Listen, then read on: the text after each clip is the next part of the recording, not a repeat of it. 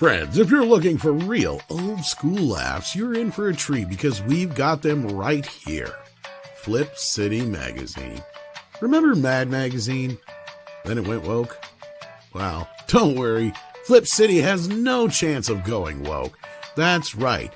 4 times a year, you'll get an actual printed magazine full of jokes, stories, comics, and more, all about today's pop culture, entertainment, and woke politics. Flip City takes terrible entertainment trends we love to hate with hilarious parodies of Lord of the Rings, Stranger Things, The Walking Dead, Star Trek, Hunters, and more. Trust me when I say there is nothing else like Flip City on the market. So subscribe today.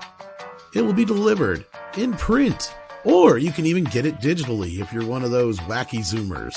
Either way, follow our link and sign up today, and if you put in midnight, you get an extra 10% off. Check out Flip City Magazine today.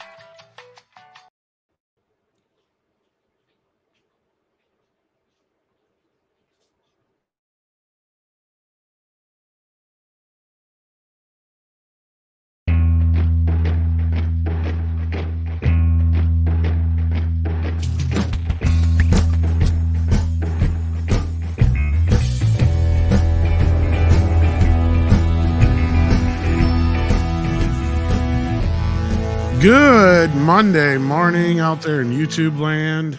Welcome everybody to Midnight's Edge in the Morning. I'm Tom Connors. We got the boss man, Andre. Greetings, everyone. So glad to be here, especially in this esteemed company. I think it's going to be a great week for news. So far, but I don't think that's going to last long. Indeed, because something went to from what if to quite possibly. We also have with us Culture Casino. How you doing? Hey, I'm great. Good Monday morning to everybody out there. And for those of you who are later in the day, I hope you're having your tea, which I'm having right now. We quite possibly might have Chris Gore with us if he's had some coffee stat. How you doing, Chris? It's Monday. Not great. I hear you, brother. Everyone else seems in a good mood. I'm just tired. Rough this morning. You and me both. I think we all are. Yeah. I mean, the three of you are perfect. It's Tom, it's Chris, and it's Garfield, the Monday fan club. I hate Mondays. Yeah. There you go. Where's the lasagna? It's all good, man. Absolutely. I know, right? Good morning, everybody out there. The Grammys happened and nobody cared. Another rapper got arrested, so it's a typical Grammys, I think. Yeah. Killer Mike. What a great name. What did he do that to Mike for? He wouldn't have got arrested, you know? That was terrible. I have to say, there's some really interesting similarities between gangster rap and true Norwegian black metal.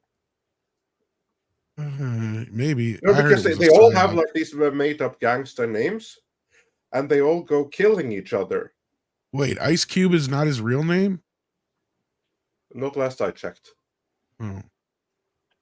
Well, that really changes. They actually do have real names. I mean, well, you would know. You were a roommate with one, you said. That's right. Which one we don't know yet. We're trying to figure that out. I think it was either Bell, Biv, or DeVoe. No, none of those guys were my college roommate. So maybe. But yeah, this was some sad news over the weekend. ActionCom sends in $2 to remind us that we lost a legend this weekend.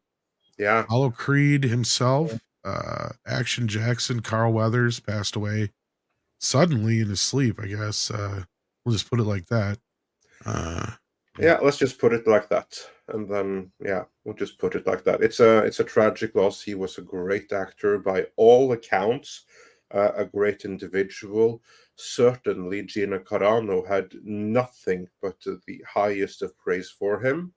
And speaking of, I believe Jon Favreau is going to have quite the challenge right about now, trying to retool for the Mandalorian movie and everything for his absence. Yeah, this is usually the type of thing I don't really get into much right after somebody passes, but Culture, go ahead. No, I mean that's absolutely true. I mean, you created a character for him in your universe, and now you've got No Grief Targa. Yeah. Maybe no Terrence Cara- Howard's not busy. And no Cara Dune. That's true. Well, I mean, yeah. I'm sure you saw everything coming out of MegaCon, which was amazing. Yeah, of course. Yeah. I mean, they really blew it. I mean, I think it's under it. We may underestimate the damage done to, the brand of Star Wars from all this nonsense, the way fans are treated by official Lucasfilm employees. Gina Carano, the way she was dispensed with over, like, she's being bullied by people to, fall in line, on an ideology that she's just, I'm just not just don't tell me what to do. And it's ridiculous. Between that, Carl Weathers passing, which is tragic. I mean, it's, my God, I don't know what he's going to do. Does anyone even care? And if the title of that's the bigger issue. Yeah, if the title of this movie is actually The Mandalorian and Grogu, how uninspired. I think a lot of this has to do with laziness. Like, the titles of your favorite movies are not necessarily the exact same title internationally. There's, effort needs to be put into finding a title that will translate well around the world. And that's why Disney is so fond of the most generic titles you could possibly have, right? Like, they're just uninspired. So yeah, well, I got to say this, as far as The Mandalorian goes and Carl Weathers' involvement, yeah, I'm more upset that we won't get an Action Jackson 2 than I am about him not being in The Mandalorian, sadly. I mean, look, I'm glad he got to be in that. He's bigger and better than that show or the upcoming movie. He was a legend. He's Apollo Creed. I mean, you can't take that away from him. And the outpouring, I mean, from Slide, Arnold Schwarzenegger, to Gina, as you mentioned. And speaking of conventions, Chris, I got to imagine you've ran into Carl a couple times, haven't you, in your travels?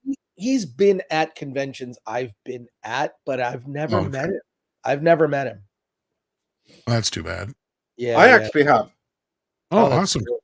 Yeah, he was super nice because there was, like, when I lived in England, I did go to a couple of conventions. One of them where he was.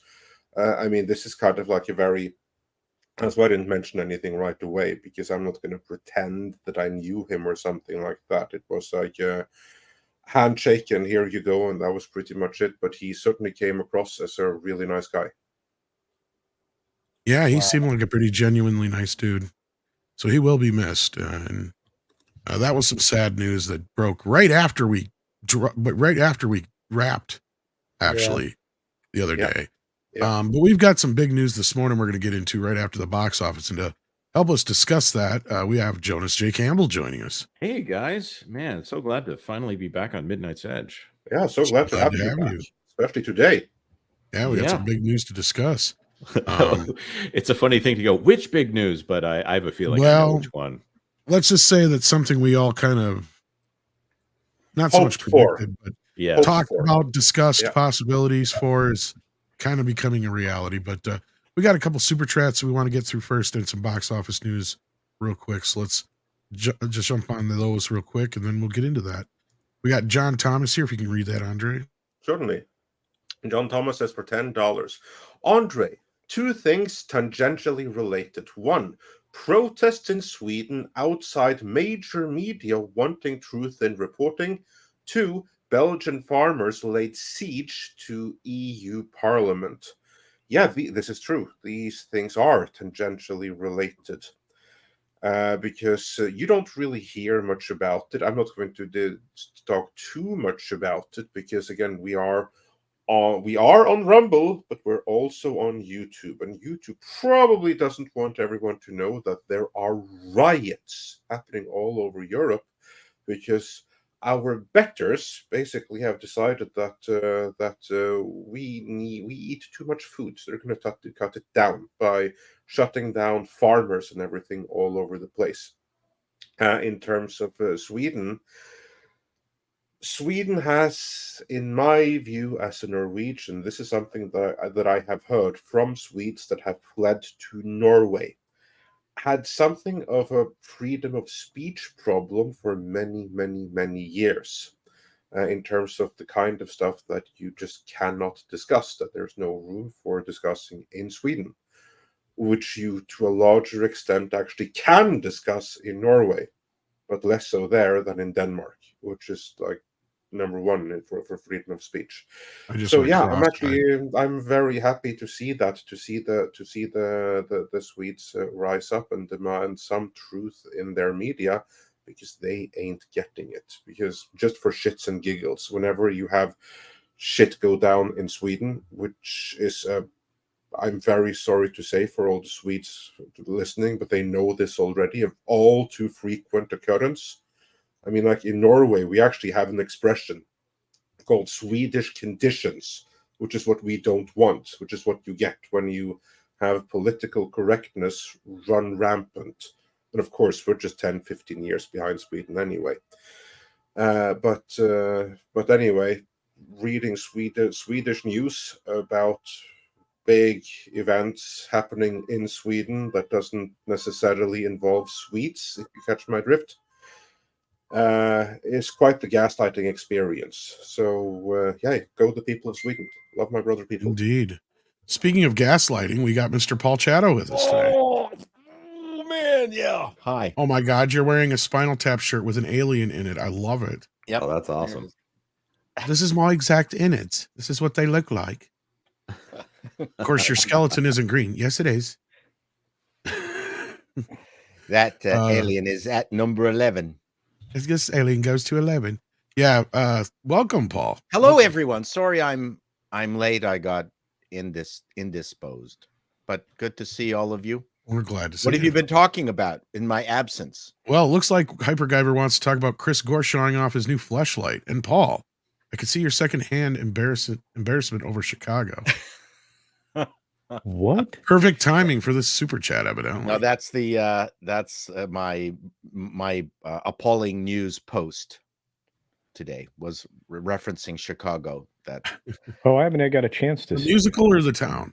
The town, the toddling town. Well, they both have a lot of killing and guns. It's a pretty good joke, so I won't give it away here. I think I have a good punchline. Okay, I'll check it out.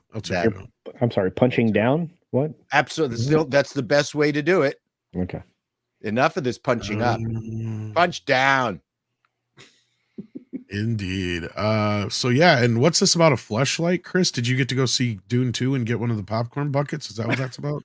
Oh no, the popcorn buckets weren't supposed to come out until the movie was released, but at least the AMC that I go to, they unboxed. And it's great. It's $25. It comes with popcorn. So technically speaking, it's only $15 for the bucket. And what's interesting is I'm going to be showing it off 5 years from now. And people are going to say, they did not make, I have two of them. now tell me, Chris, do you have to stick your hand into the maw of the burrowing creature to get at your kernels? Absolutely. Yes, correct. But I mean, it's weird because it comes with lube, Paul. It's weird. So all the little teeth that are on there it's just rubber, so it's very soft. I'll just we know how these work. It tickles. That's all I'm going to say about it. Well, it's supposed to. That's what it's supposed to do. Now, it does remind me of something, but it's not what you think I'm going to say. So don't cut me off. This actually looks like a dog paw cleaner. We have one that looks exactly like this, where you put water into the base of it, and then it's got these little plastic tendrils, and you stick the paw in, and you wank on the paw, and then it gets all the dirt off the in between the paw, because dogs are horrible for that, right? See, I thought you were going to say butthole, but no. See, what? I actually said something practical. Right. Anyways, I just think it's amazing that when the original Dune came out, I really didn't. I mean, all I did was I bought a sandworm and a couple of the action figures. But I regret, now I see that all that Dune stuff from 1984 is worth so much money. A sandworm is a lot of money now. Yeah, exactly. I have the sandworm, Tom. I have the sandworm. Yeah, if it's in the box, it's worth a ton, but I think it's worth a couple I hundred. don't have it in the box, but I've had it forever. I don't know why. Just sort of it's like a curiosity that's on my shelf and like whatever. But you've showed us your sandworm many a times, Chris. Oh my goodness. I've gone hard on the collection, so to speak. I gotta look at this and I laugh, but sorry. Who in their right mind approved this? I was just gonna say that, Paul. I'm like, how did this get to this stage? How do you not, after looking at this for at least a month, go, this does kind of look like an asshole? Yeah, but that's what the worms look like in all the art for Dune. I know, true. Like almost any fan art, like it's how described. It's how they're described in the book. Wow. But anyway, it's like a grinder prize. Yeah, we're going to move on from that for now, but wow. Thank you for that, Hyper Guyver. We've got some other news to get into.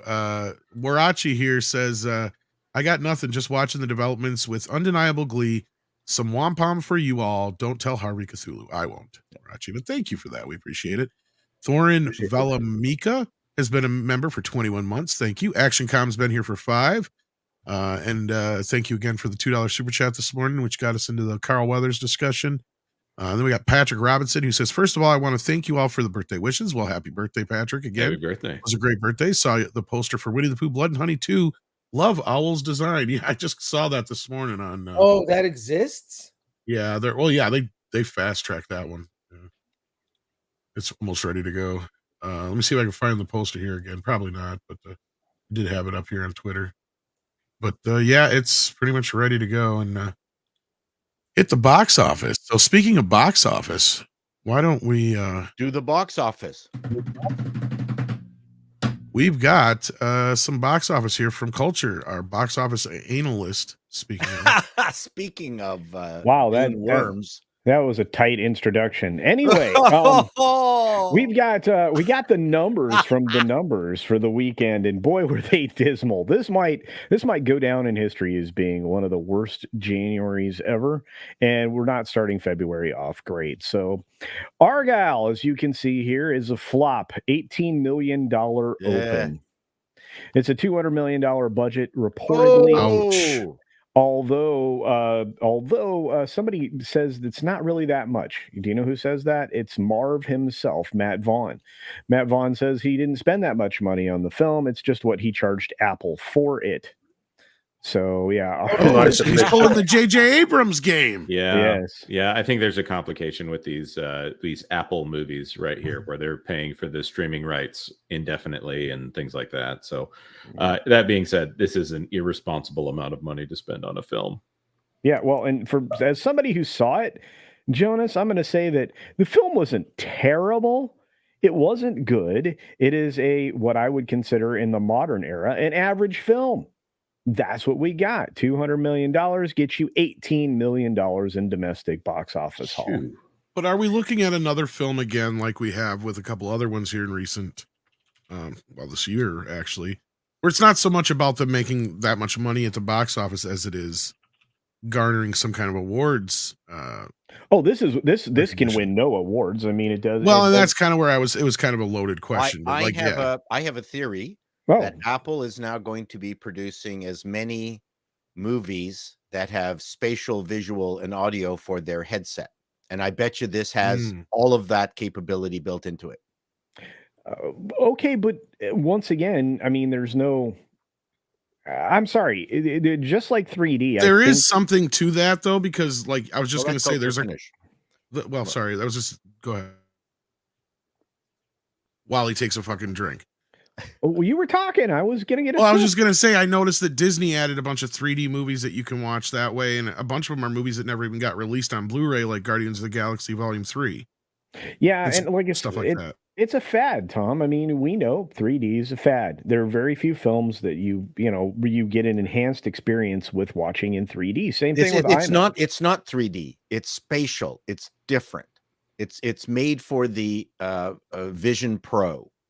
Sure. Just like, using my, VR headset is different than anything else. And I'm rushing out to spend $3,400 to watch Argyle. You are silly. Okay. I'm not. I'm kidding. That is sarcasm. I am. Oh, okay. Well, I couldn't never tell. going to buy it. It was too dry. It was too dry a delivery. I didn't. I had. But is it another one of those situations where they're not worried about making money on it, as it is just this is a loss leading advertisement to get people on anyway, back to is that what you're getting to? Sorry. Yeah, that's my point. That was my point. Yeah, nobody cares. And here's the thing: it's too expensive for Americans to afford, let alone the rest of the globe. You're going to see people like abandon this Apple product like they're abandoning Disney. So I don't see much room for films like this on anything, and let alone any film on it. But what really got me is the amount of money that it made per screen, which was very low, under $5,000, just under $5,000. No one cared. Yeah, and again, I mean, the theater attendance definitely tells you that story. The fact that other films were competing with it, and even a television program from the religious aspect of things. The Chosen season 4 released the first 3 episodes. Are going to release the entire thing in theaters, by the way. It made $5,941,000, or a total of, from its earlier in the week release, $7.3 million. It did pretty well. So that's an interesting take for that. But why would anyone watch a movie based on a pair of socks? I don't know. Moving on. Why do I want to watch a sock movie? Anyway, and the Beekeeper hung in there again for the 4th week. Well, what's funny about those next few movies in a row there is I hear that movie's got some very positive buzz. I'm going to leave. Oh, it does. It does. But honestly, I mean, MGM/Amazon, is doing pretty well. Another $5 million added in. Not bad. $49 million overall. And here's part of the problem I see right here. And we're going to move on from this because we got bigger things to discuss. Those next few movies in line, those are all already on video on demand. Like, they're killing their own box office with some of these movies. I think Wonka could still be hanging in there quite well. Oh, it's proving it. Yeah. I mean, but if it wasn't on video on demand, it could be doing double or triple that, is my point. Well, let me ask a question. You only have Argyle on 3,600 screens right now. There are not a lot of films in the offering, and this is one for Gore, if he's awake still. Why are there no films with 4,000 plus screens right now, Chris? Because none of these movies are deserving of it, if you ask me. Yeah, so exhibitors basically are taking a nap on this, right? They're just like, you know what, we're not going to open a screen, keep more employees around, or any of this, just to have a film run with nobody in the theater, right?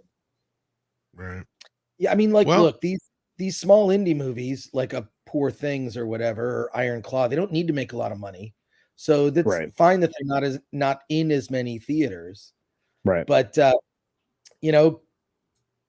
there's just, I mean, January is the dumping ground. That's the movies that, this could have been an Oscar contender, didn't quite make the cut. That movie Origin, among others, like some small indie movies. The action movie Beekeepers, probably the highlight of January, but mostly it's a dumping ground. Right. It always is. What do we call it, Chris? The month of January? I want to say it might be, dry January for some. Okay. So, you had a more colorful explanation for it last time, but we are early in the program. Anyway, regardless. Right. I don't want to say anything. Regardless, and I think it was a big mistake to come out with a sequel to Boys to Men all these years later. I mean, nobody wants to see Boys in the Boat. Right. That's not what that is. It was actually a very good movie. It's like a movie made from 30, 40 years ago. Yeah, and it was George Clooney actually directing it. So there you go. But you had the Iron Claw and a couple other ones that are hanging in there that I see. But we're going to get past the box office here because we got some bigger news to talk about. We have another guest joining us. Script Doctor, how you doing, Script? I'm well. Sorry I'm late. I actually just got out of a really short screener of Argyle this morning. Wow. And I recommend it. It's fun. It's Total Recall meets you and Culture are like the only two guys in the world who likes this movie. Well, I mean, it's basically Joel of the Dial meets Total Recall, and when you understand that, it's a blast to watch. Yes. How is it as a date movie? My girlfriend enjoyed it this morning. I'll say Chris, this is you're definitely a welcome. chick flick. It's got chick flick aspects to it. It's a rom-com. It's a You have rom-com. to. I mean, it really does set you up that a lot of the stuff that's kind of like the ridiculous stuff is the imagination of Bryce Dallas Howard's character. And then they have this nice little brilliant scene with Bryan Cranston where they contrast that, where there's smoke all around them and they're doing like this dance number, but then Bryan Cranston's looking out on the security team and they're just doing normal shooting stuff. So you actually understand that she's in a fantasy world. I thought it was brilliantly done. It's well written. Everything's set up and pay off. Works out well. It's silly and ridiculous as is for the genre it's in. And it was a pretty cheap movie that Matthew Vaughn managed to sell for like twice as much as what he paid for to make it. Yeah, so good on him. Go ahead, Chris. No, that's the thing is that the actual budget for what the movie was made for and then what it sold to Apple for are two separate things. So yes, I think that's J.J. Abrams' math. Most trades are talking about the distribution sale that Apple paid. JJ, on the other hand, doesn't do a distribution sale. He just lies about how much he spends and then basically catches a whole bunch of checks and then takes the rest for himself. I wonder if this movie's going to have some legs, and I'll say why. Lorraine Taylor brings it up here, and you guys kind of broached it. His wife liked it. I don't know what trailer it was that I saw, but the one I saw, I understood what this was. See, because that's what I hear everybody saying is like, it was a bait and switch. They thought it was going to be like this. They thought it was the trailer I saw. I'm like, oh, so it's like Romancing the Stone, only it's a little bit more of the fantasy element. Okay, that's what I got from the trailer I saw. It was before whatever movie it was a couple months back that I had saw that. Anyway, point being, like, I see this. See, women don't always go to movies right away. The word of mouth will get around on this. I wonder if this is going to be one of those movies that, as long as Apple keeps it in theaters, they might have a chance to make some money back on it. But the problem we have here, and this is why I brought up that question to begin with, and then we're going to get beyond this anyway because we got bigger shit to get into, right? Is that do they give a shit? Because this is all about pulling people onto Apple, not making money at the box office, I thought, at the end of the day. Yeah, I think that's probably a correct assessment. But I will say this, and because I need to ask Script this question because he would know. This was about 15 minutes too long. Yes. Yeah. There's some places where they could have tightened it up a little bit.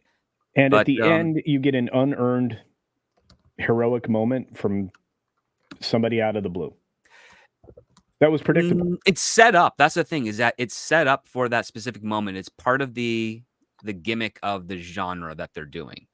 But I completely understand the perspective of it being unearned. But the thing is, like, it's completely set up because it's used also as a punchline, which I thought was kind of clever. And I liked the fact that the movie went a little meta with it.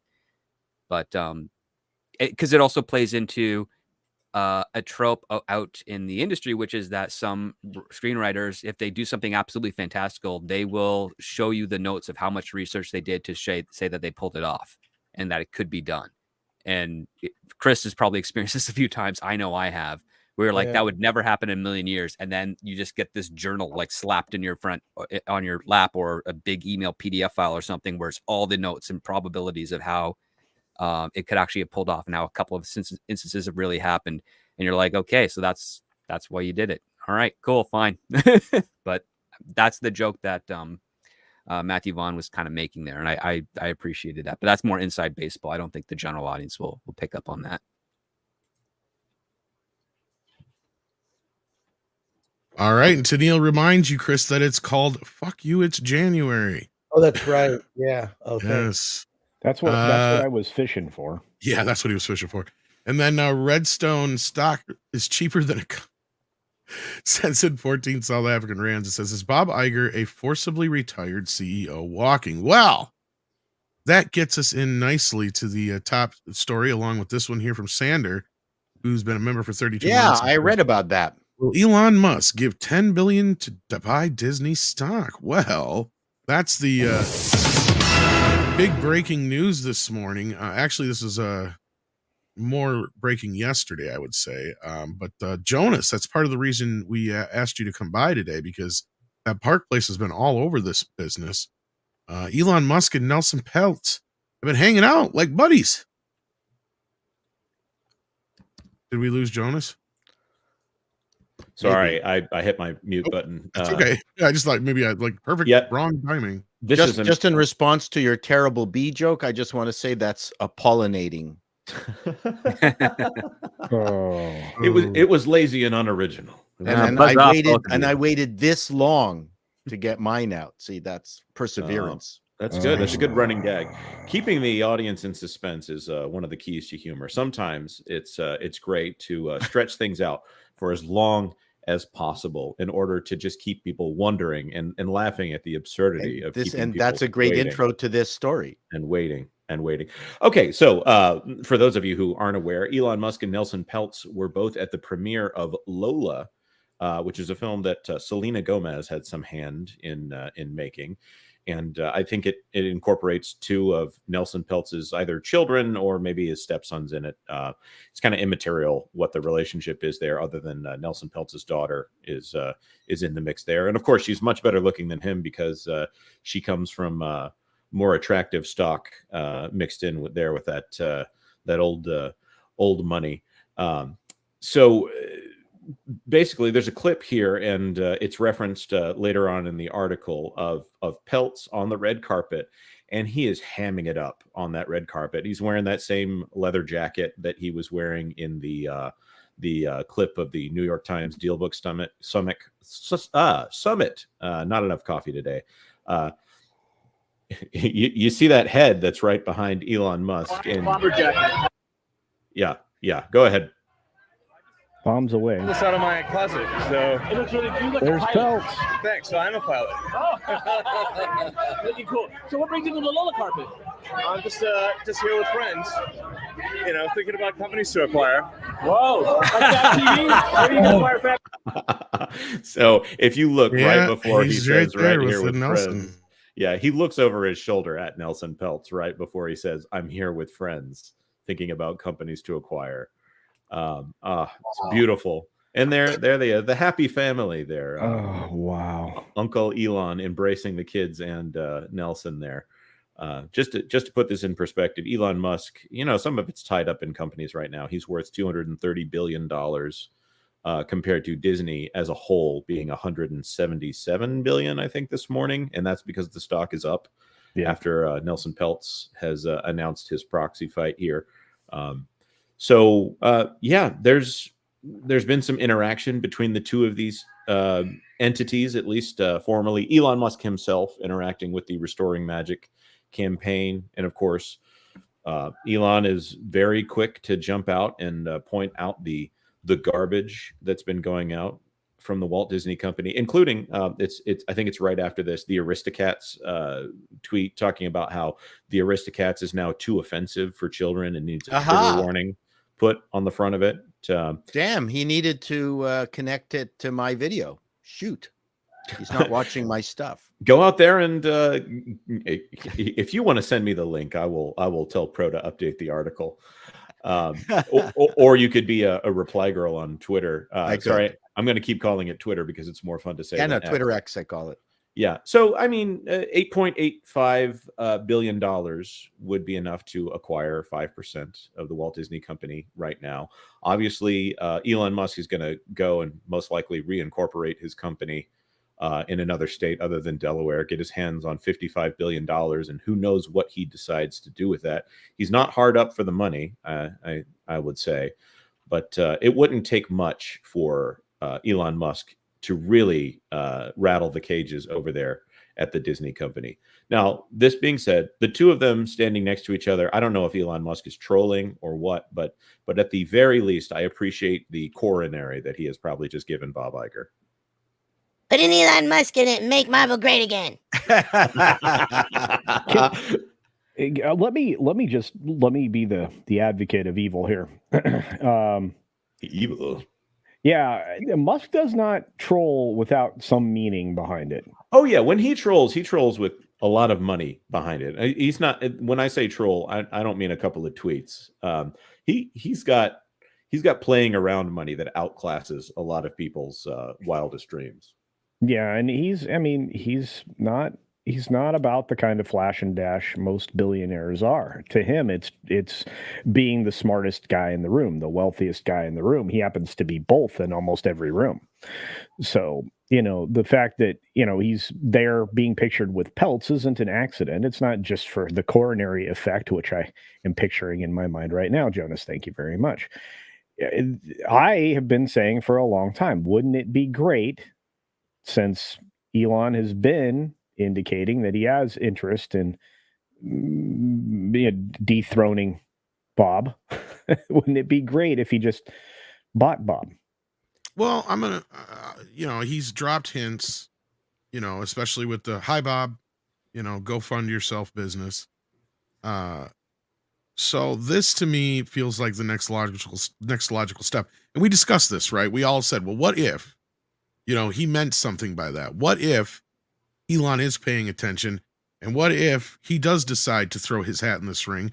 We've discussed that a little bit. Now we're actually looking at a point where it could be a reality, because this guy has the money to do something that could and should, I think, make Bob worry. Because we could be looking at an interesting turn of events if there were to be some kind of hostile takeover. What are the other possibilities here that this door opens up, Jonas? Well, if he's looking at it from a business standpoint, he can make a few dollars, which I personally don't think that is necessarily what Elon Musk is going for here. But if he views Twitter as a culture war aspect, and he sees Disney here as the largest, most influential, obviously, I mean, my entire thing here on YouTube and in this space is pretty much reacting to Disney, because we only have enough time to react to Disney, because Disney is kind of screwing up everything in culture right now, not to mention the news aspect and the sports and all this other stuff that's kind of secondary to the entertainment thing as far as the culture war aspect. But if Elon Musk is focused on the culture war, Disney is the most important next step. And adding into it that if he is personally hacked off against Iger, and if Elon Musk is obsessed with fixing the Disney company, he's an obsessive person. And he's also very business driven. So if you have a company that should be one of the most technologically advanced entertainment companies on the planet, and if you have drawn Elon Musk's attention, I would say the possibility just went way up here. Now there's two things that come up.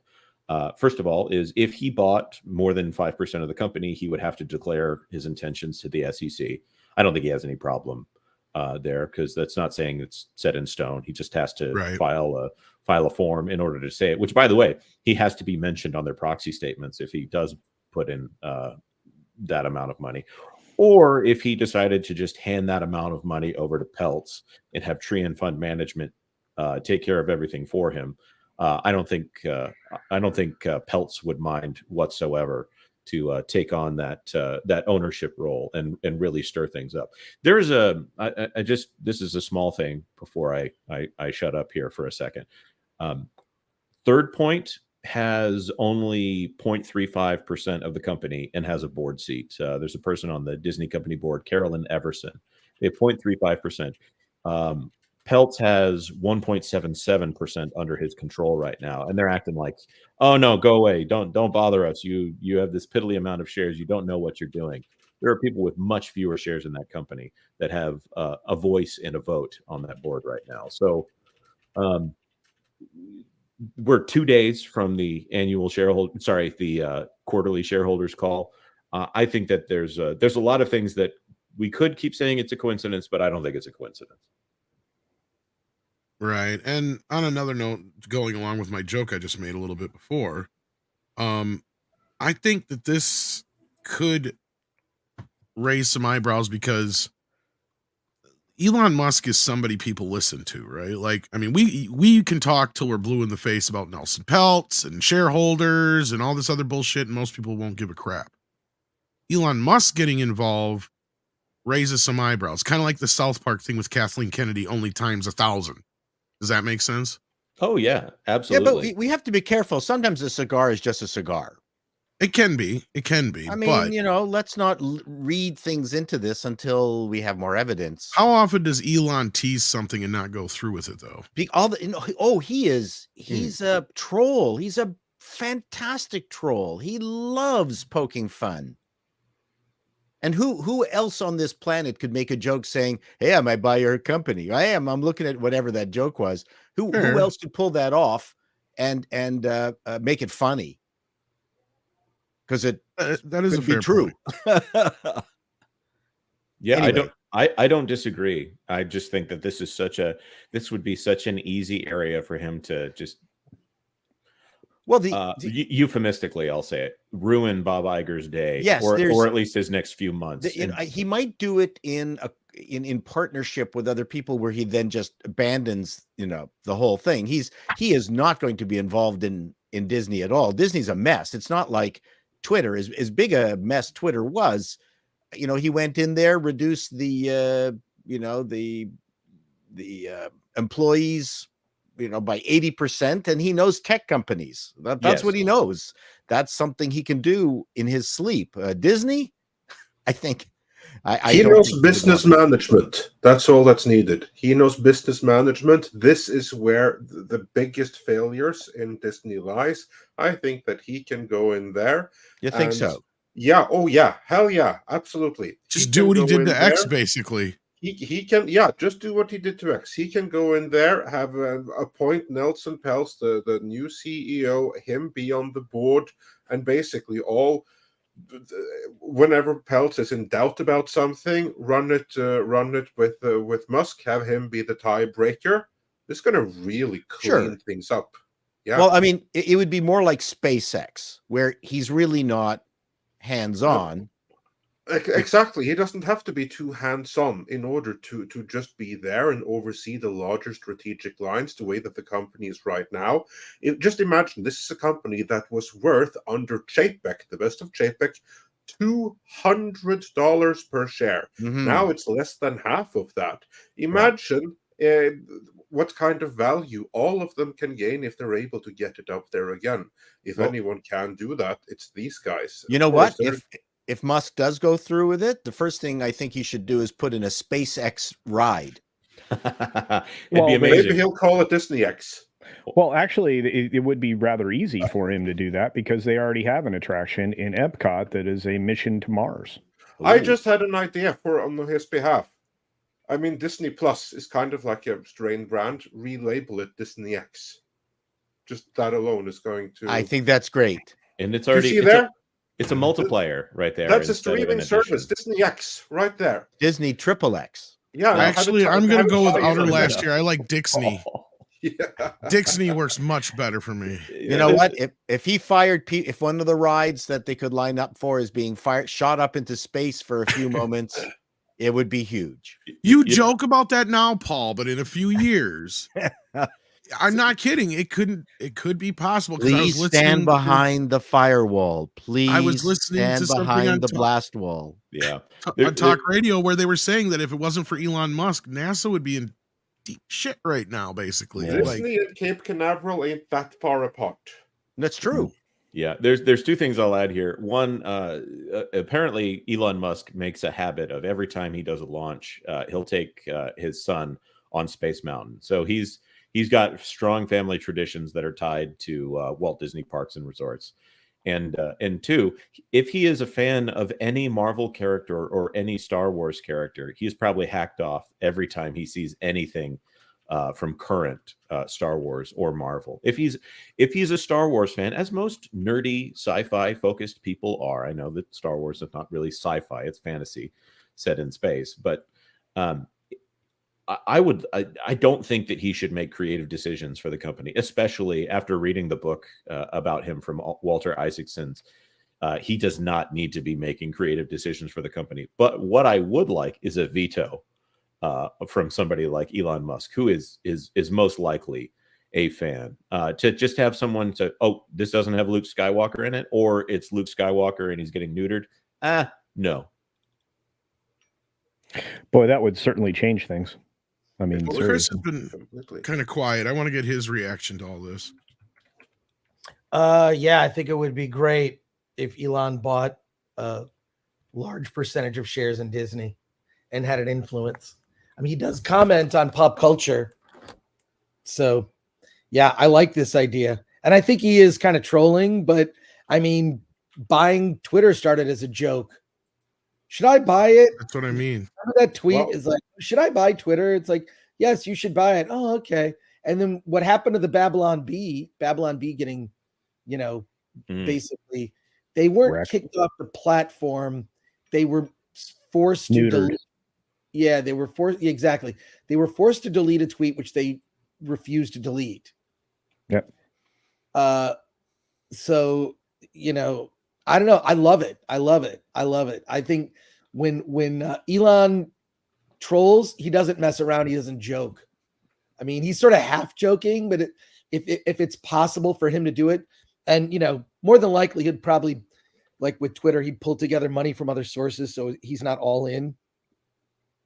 He'd basically spread the risk around. So I don't know. You could see like getting a group of people together to say, hey, what are you doing with Disney? Is one of the greatest brands ever, and it's been ruined.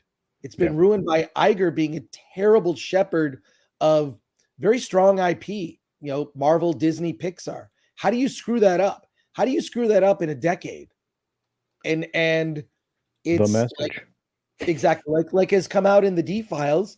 It's weak management, weak leadership, and allowing activists, which are a minority percentage of the population, think the way that the activists do. That's just facts. I'm sorry. It is most people are blissfully unaware, apolitical, and are only now kind of noticing things. There are people like us that are maybe have been more attuned to it. I mean, frankly, I came to all this stuff late because of, spending so much time in indie film. It's like, well, there's always activism in independent film. There just is, but those movies are small and don't have large audiences, a gay cowboy eating pudding. I mean, that's the bread and butter of Sundance, and that's fine. And those movies would open in 2 movie theaters, one in New York, one in LA, to get reviews. Right. They were made and they were scaled and made, for small sums of money so that they could end up going to some cable, get a cable deal, a limited theatrical, and then fingers crossed, maybe be an awards winner to get attention. But that thinking has leaked into mainstream entertainment, and I don't think people like it. And I don't even know, like, if a lot of people that don't like it know what they don't like about it. They just know that, like, why is every woman in a movie a girl boss? This is, and not even a hot girl boss at that. Right. Although I'll say I like Bryce Dallas Howard. I think she's a curvy girl, and I like her. She's got sort of a Betty Page thickness to her, where I almost bought her badassness because she has she's not some 90-pound twig, model type. So she's also got skill and talent, so she sells the idea. Well, and the other thing is her weight. Her weight doesn't come from her being like lazy and shit. It comes from her being a mom, for fuck's sake. Well, I mean, I'm saying she wears it naturally well. Like, that's the difference. She does look good, not tiny. Well, she's been an it girl in the past. She was Spider-Man 3. She was the blonde. But that was when she was tiny. But even when we were talking to like Clint Howard, he pointed out how she had such a rough time doing anything in Hollywood because either she can't direct because she's a woman or because of her dad, and they don't think she's ever going to be as good as him. And then the other side of it is the acting side. She was constantly having to diet, he said, because they were always calling her fat. That would be so annoying. So if I'm trying to take this whole thing here, if I'm solving this with a magic wand, like napkin level of thinking here, it's Elon Musk gets a little money in here. Maybe he calls Peter Thiel, who is a gay conservative billionaire who probably also is not a fan of Bob Iger. Gives him a little extra cover on the LGBT aspect here. You don't have to think too deep about it. Go figure out how much money that go buy Skydance Animation or go hire Lasseter back and put him back in charge of the parks. Put Jay Rasulo, who has some experience at the company, as CEO. I'm not saying that's perfect, but you're 90% of the way there. Jon Favreau, Bryce Dallas Howard, someone with some chops and some both commercial and critical success under their belt in charge of Lucasfilm, and you're most of the way there, and then give them carte blanche, which is, I think, the thing that would come if Nelson Peltz and Elon Musk are the big financial backers of the Walt Disney Company at this point. The ability to clean house, because you have to get rid of the incumbent in this place. Bob Iger being allowed to choose his successor and picking someone who is, quote unquote, the next Bob Iger is a problem. If they don't come in here and say, this next person has the ability to reform the company, then they have a problem. It cannot be another Bob Iger. It needs to be someone who, as Joshua Harris, a good friend of mine, likes to say, someone who Bob Iger would hate. Yeah, that's exactly right. Because the day of Bob Iger is over. His strategy had its time. That time is now over.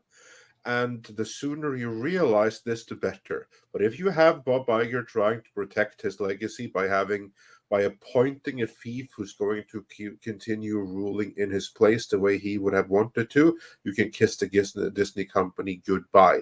The only way to fix it at this point is to remove Iger and any trace of him, all of his lieutenants. You need to do what they do to Twitter. Fire 80% of the people. I have said before, fire 100% and have the good ones reapply. But hey, if you fire 80% like they did with Twitter, that's probably going to suffice. Agreed. Well, sadly, the only way you're going to get that outcome is if someone owns 51% of the company, because it doesn't matter how much stock you have that's under 50%. It doesn't necessarily entitle you to a board seat when you have a corrupt board that gets to pick its own members. Yeah, I think a slate by somebody that was, essentially laid out by Musk would probably deliver on everything we've been talking about and everything that we've been concerned with. And I think Rasulo is a great starting point, as Jonas pointed out, but I think you're also looking down the line for somebody younger that has the acumen, ability, and sensibility to operate the Disney company as a family brand once again. Yeah, they need to make movies. Yeah. Well, that's honestly the one bit of the operation is a big company, and the movies is just they need to get the park sorted out. That's a big thing. Park the whole too, thing. But they could be making a cheap, cheap live action movies. Freaky Friday, Freaky Saturday, something, Freaky Sunday. I don't care. Right. We talked about that. They don't make movies like Mighty Ducks and stuff anymore. No. But point being here with Musk. Oh, go ahead. So the closest they're coming is they're going to move that Disney Plus Lilo and Stitch live action movie. They're probably going to give that a theatrical release in the last half of this year. So, okay, if it doesn't need to change the world, but it needs to have heart and be relatively good. I'm not saying it needs to be the best thing in the world.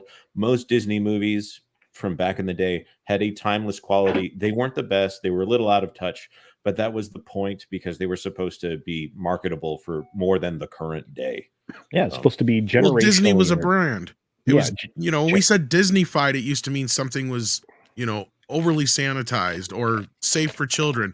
Now it means there might be dick sucking involved. Phew, I hate that you're right. Like, and it could. Yeah, I mean, I make a joke, but it's funny because it's true. But Elon, I think he grew up close to our generations here, in between our generations, if you count to Paul, because he's like older than dirt. Really old. But yeah, no, like so I agree. I think he's seen what we've seen over the years. He's a nerd. He's a geek like us. He loves Star Wars. I'm sure he likes Marvel. I'm sure there's plenty of other things that are Disney involved, especially with the parks and other things that he grew up with, that he is sick of seeing fall off. Yeah, but like I don't want Elon's taste all over. I don't think you're Disney. going to be getting that. But you know what? I think that you probably would prefer Elon Musk's taste all over than Bob Iger's taste all over. Sure. Well, that Of being the said, two- go ahead, Andre. Sorry. Yeah, no, like of the two, I do believe that's the decidedly less evil, because he would be the devil that you don't know, but the devil based on what he has done to X and everything else, you have every reason to trust. Whereas Iger has shown and demonstrated in words and in action that we have no reason to trust him, none whatsoever. Yeah, and Graham Cass sent in $2 that someone Iger would hate. Hire Tom Connors as CEO. Well, see, here's the thing: is I think both Nelson Peltz and Elon Musk, if they were to have the ability to pick somebody to run Disney, neither one of them would want the job. They would find somebody they think is qualified. That's where I'm not so worried about him or either one of these two taking over. Don't you think, guys? I mean, Jonas, makes sense to me. I don't think that.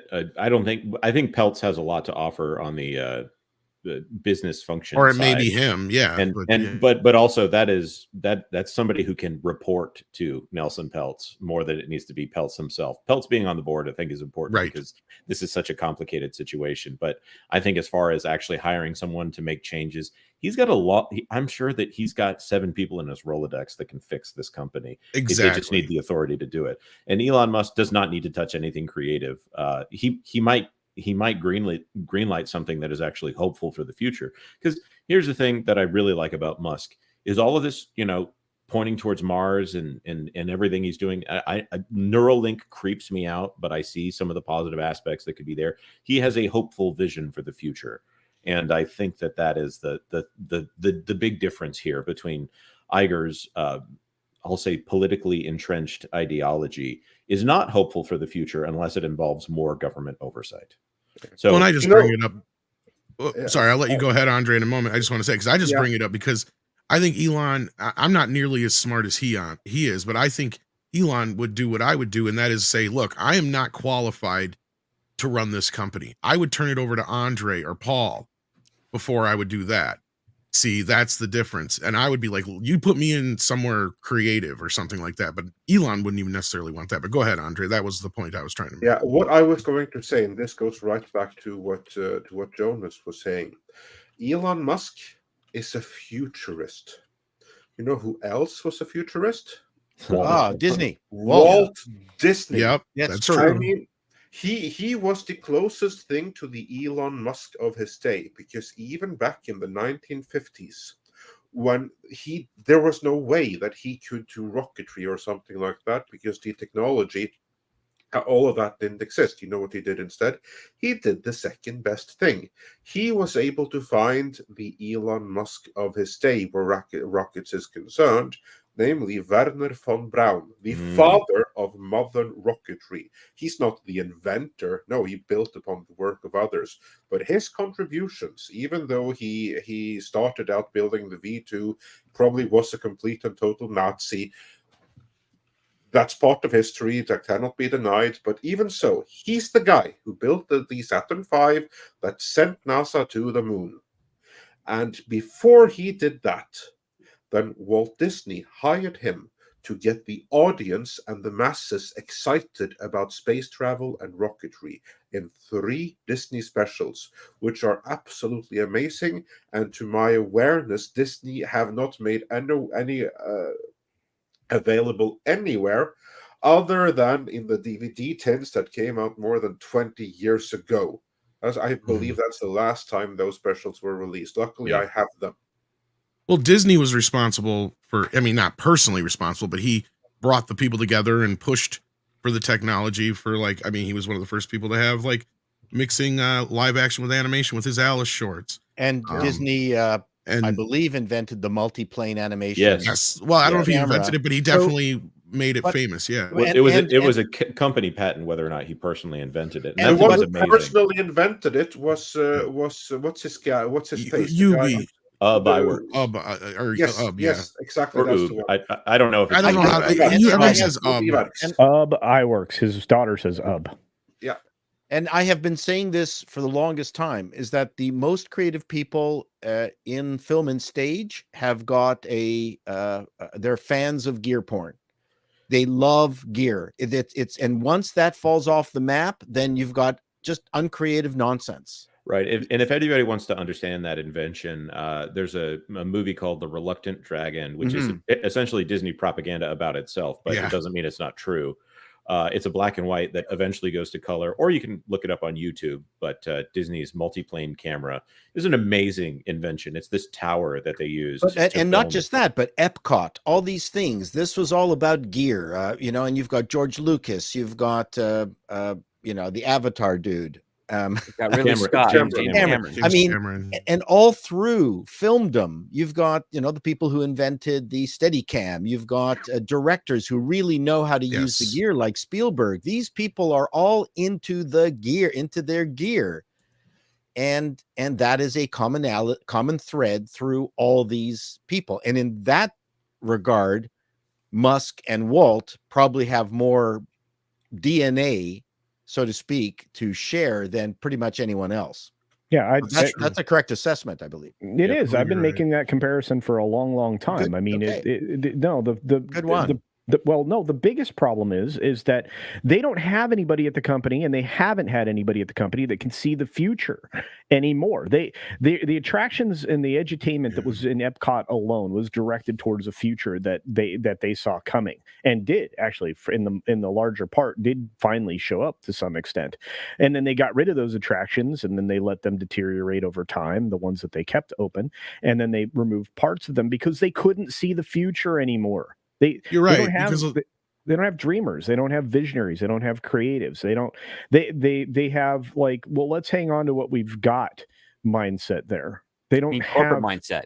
You're talking about corporate mindset versus imagination. Imagination creates the world. Corporations sell it to the rest of the world. Yeah. And when you don't allow imagination, you don't allow people who are creative, who like their gear porn, as Paul said, you don't get anything fun. You get stagnant results, and the last decade has been pretty stagnant. Oh gosh. And what's also interesting is, I mean, I don't want to get into this too deeply, but you know, talking with my son, who's I've been an insane automobile nerd, he talks about the split between the guys with just tons of money who want to buy a souped up car, and then the guys who can measure up the volumetric efficiency of a carburetor. And the people who are buying these cars and souping them up and hiring other people doing it, they think that they're part of the gang. They're not. The guys who are actually doing it, who know how an ECU is programmed, things like that. That's a complete different hierarchy of priests within the automotive space. So, you know, to me, these divisions are amplified out there in Hollywood, where you've got a bunch of writers who don't know the technology. And I think to a certain degree, when you're writing a script, it's not bad to know how a crane works. No, even if you're just putting words down on paper, you need to be able to picture this stuff in your brain when you're writing it. Am I right, Script? I mean, yes, because what you're talking about is the flock wanting to be the shepherd, not knowing that it's always going to be part of the flock. Like that's just it. Or you'll get this. We've seen this problem across the board, not just in the park side of things, but in all sorts of entertainment. Like everything's grown stagnant. And I think a lot of it is because of what you guys were just saying. Is the innovators are no longer really doing anything. The closest you got is James Cameron.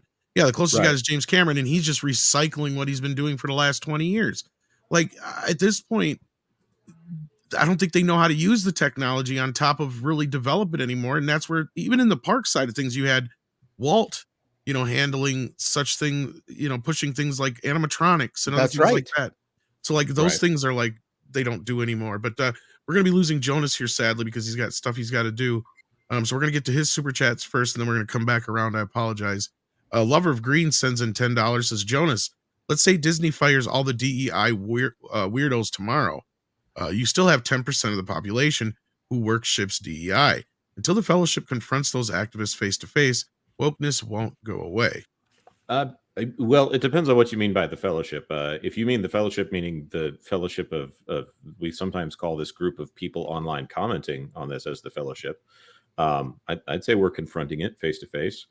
If you're talking about the company itself, you have to account for 10% of the population completely disagreeing with you. That's just a fact of life. You can never have complete ideological uniformity. That's just not the way that you can do business and be a mass market company. And in fact, I think that's part of the problem that Disney has right now, is they're assuming they've gone too far to the point where they've pushed out a large portion, more like half of the company, more like half of their consumers here. So yeah, you can have a company in which you accidentally do something that caters to bizarre blue-haired, half-shaved head the lesbian socialists. That doesn't harm the company as a whole. But generally speaking, Disney needs to market to as many as people as possible. So they need to go back to rounding off some of those edges and having a hopeful vision of the future. That being said, a lot of these people were convinced by silly, trivial, entertainment. And so maybe some silly, trivial entertainment pointing in the other direction will cure them of some of this error. The problem to me is that you need, the youthful equivalent of the old hearts out there. That's what's not happening. If you take a look at corporate, and if whatever's happening in Hollywood is equivalent to corporate and education, you have DEI consultants who are preaching to the converted, because all those converted are coming from the schools. And they are populating businesses. They are becoming the middle managers running the businesses, and they want to bathe in their own guilt. And the senior managers are just either shaking their heads, waiting for their payout to leave, or they're just too scared to dive into it. But this is the thing that people are not realizing, is that the youngsters coming out of school want more of this. So who's going to get rid of it? Where is it going to be? Where is it going to end? That I don't know.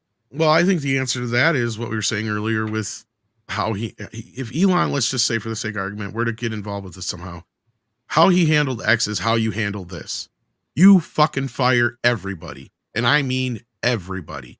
And then you have them reapply for their jobs. But the point is, there's no talent coming up that isn't DEI infested. That's the problem. You're not wrong. There's some out there.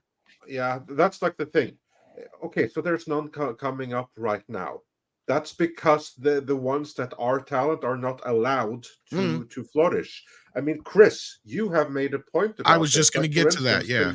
The women in diversity or whatever, the women in animation or whatever, how they actually are a gatekeeper who keep women who aren't aligned with their values out. You need to just remove their basis of power so that the normal people can flourish. I mean, there are studies that show that Gen Z actually are more conservative because they've grown up with this madness and the madness of their peers. But the visible ones, the ones that gain entry and the ones who are welcomed in, are the crazies. All you have to do is make it so that the crazies are persona non gratas.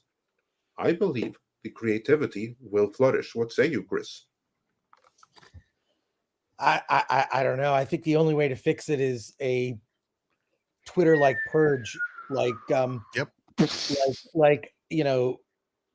Musk did with Twitter. And what was shocking about it, and what's funny, a lot of people have pointed this out, like, he got rid of 2/3 of the people who worked there, and it worked just fine. There were very few outages, and he even said, he goes, look, we're gonna make some mistakes, whatever. I think Twitter is better than it's ever been. I think it's balanced. I think, and look, it'll never be perfect, just like the world, it'll never be perfect. But is it better than it was? Yeah, it was awful. It was awful seeing people whose opinions I wanted to hear from, even if I disagreed with them, have them just silenced, by kicking them off the platform. I hated that. I hated it. So it just made me know. That's why I left Facebook. I was just like, look, I'm on Facebook, but I stopped posting with any regularity in 2018. Yeah. I said, so I post on my Instagram, those pictures go to Facebook, so it looks like I'm on Facebook. I never use it because I was so tired of idiots they're trying to educate me, which basically their version of education is tell you what to do and tell you what tell you what to think. I'm done with you. I'm done with dumb people. I just did a video on that on the Film Threat channel. It's titled Done with Dumb, because I'm done with dealing with people that are midget minded. They're really midget minded people. Did you see this video that went viral of a teacher, a professor at a college, schooling a kid? You should watch it. J.K. Rowling. Yes, that video. And the professor, I want to do this with every person I have a disagreement with. I had a disagreement with the guy the other day who was trying to tell me. So I went and saw Argyle at an early screening. There are other people I know that are in the Los Angeles critic scene, whatever. A lot of them there. They know that I give no Fs. I don't care. And this guy's like, why are you hanging out with some of those alt-right people? I'm like, how are they alt-right? Yeah, how are they alt-right? How are they? I said, I'm sorry, we prefer the term Walt-right. Yeah. Yes. I mean, it's to me, the term has become a boogeyman that doesn't exist. I don't know where it is. I don't know what you're talking about. And the words have been used so many times, they've lost all meaning. So I'm done with dealing with dumb people. This professor was, first of all, the patience that professor had, I could not do what he did. And that patience that this professor, you should just bring up the video. It's on Twitter. I don't have it, but yeah, if you can send it to me, that'd be great. Well, find it here. JK, basically, can I just cut it for 1 second?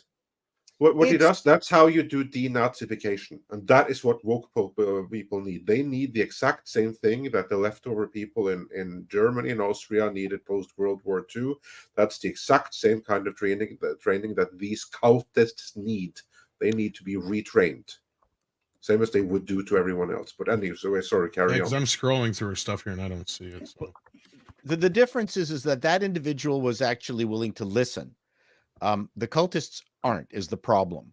And as I've said before, you find that people, it's not that people don't quite understand that their belief is wrong. It's that their commitment to their wrong belief is so great that they're not willing to change because of their investment in the commitment, not the belief itself. That's the issue. And so I did an experiment with people who I've been like disagreeing with online, saying, let's just both of us go 50%. Let's both of us agree that we're half wrong, half right. At least let's get to that. And I can't get anyone to go there.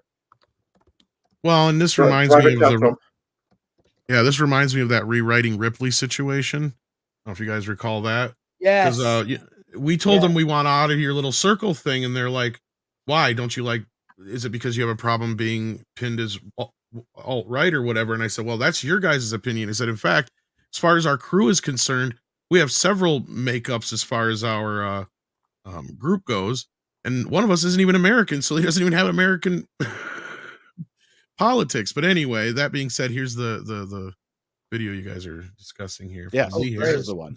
So these guys want to talk about J.K. Rowling? Is that so? What's going on with that? What do you want to know? She's had a pretty controversial past. I just want to know, like, what are your thoughts on it? Like, do you still like her work? Well, I'm gonna pause this just for a second because it's like 4 minutes long. Yeah, it's a long one. Let's hit Jonas's stuff real quick. Well, I'll just say here, this is the problem, and when I'll get back to running the Everything Woke channel here after I get done with business analysis, if I can get myself some support here. But the thing that often comes up when we're having these kinds of arguments, they come given the assumption that XYZ is a bigot, and then they start from there. So you have to challenge them on the base level of their argument here, and people will ask me why I engage with trolls so much online. I'm not trying to convince the troll. We're having these arguments in a public space so that people who are not yet convinced that there is a reasonable opinion to the opposite of this groupthink cult nonsense. Yeah. You're trying to give them the valid responses to the nutsos out there. And also, if the people who are responding to you are nuts, it's excellent to just give them the megaphone and let them prove publicly that they are nuts. That's kind of what I do too, is it's like, I'm not so much fucking with somebody as what you just said is like, I'm kind of showing the world how crazy these fucking. Well, you ask questions, you don't pontificate. Yes, but you shut them down from the very beginning because the first response to this has to be, I don't grant your premise. Yeah, that's true. Because it's like they're already beginning their framing. I mean, whoever this is, whether they're informed or not, and I haven't seen this at all. It's a great video. We'll watch it afterwards in whole, but first we'll cue I just want to get I just want to be able to get Jonas out of here. Tennille sent in one for Jonas for $2. Says Jonas, Peltz kind of looks like Charles Dance. Oh man, It does a little bit. I love that. I love that in the future movie about the second Disney War. I hope that Charles Dance plays him because I've loved Charles Dance ever since Live Action Hero. That'd be excellent. Actually. Let's see here. So you got to say this, Tennille, from Tennille, who says, at culture. Okay, I'll do it then. Trolling. They hating. Oh, I need to say it. I need to. Yeah, but am I supposed to say this as Morgan Freeman? They see me trolling. They hating. That was more low than just Morgan. Let's see. Put the lisp in there to get that Georgia. Yes, they see me trolling. They hating. Which reminds me, I need to record some stuff for you, Tom. So. Yes, you do. That'd be awesome. Let's see here. Do we have any more for Jonas before he has to leave us here? 6. I think that's it specifically. All right. So, all right. Did you have to leave right now then, Jonas? Yeah, I pretty much need to run. Even though I love watching this woke nonsense get dissected, so I'm probably going to listen to it in the. You background. might get a kick out of this though, because you got that sexy, handsome, valiant renegade mugshot on your that Park Place website. Says Tennille here. Yeah, Valiant takes a good headshot. I think he knows what he's doing with photography there. So yeah, you can find you over on that Park Place, as you were just saying. Sorry. Yes, sir. And we'll be having a video at in about 2.5 hours here coming out on the channel, going over that Peltz video and how much I just that made my day. Even if he's just trolling Iger, it will have been worth it. Yeah, check us out. And of course, I'll be on the Valiant Renegade live stream on Wednesday. That pros live stream on Tuesday. My goodness, we got a lot of live streams here. But I'm on yeah, one of go those. follow me on Remember Twitter. which one. I don't know why no one has done a meme with Iger in a bear, and skinned and done up like a beaver, a skinned beaver, and called it this is his pelts. I don't understand. The Peltz pelt. Yeah. Oh, that one. And Hollywood Reporter and Variety would love to run a story about that kind of maiming. All right. Well, thank you so much, and I'll be listening. Thank you so much, you Jonas. guys. Bye. Yeah, just Bye, like Jonas. Nelson Peltz said.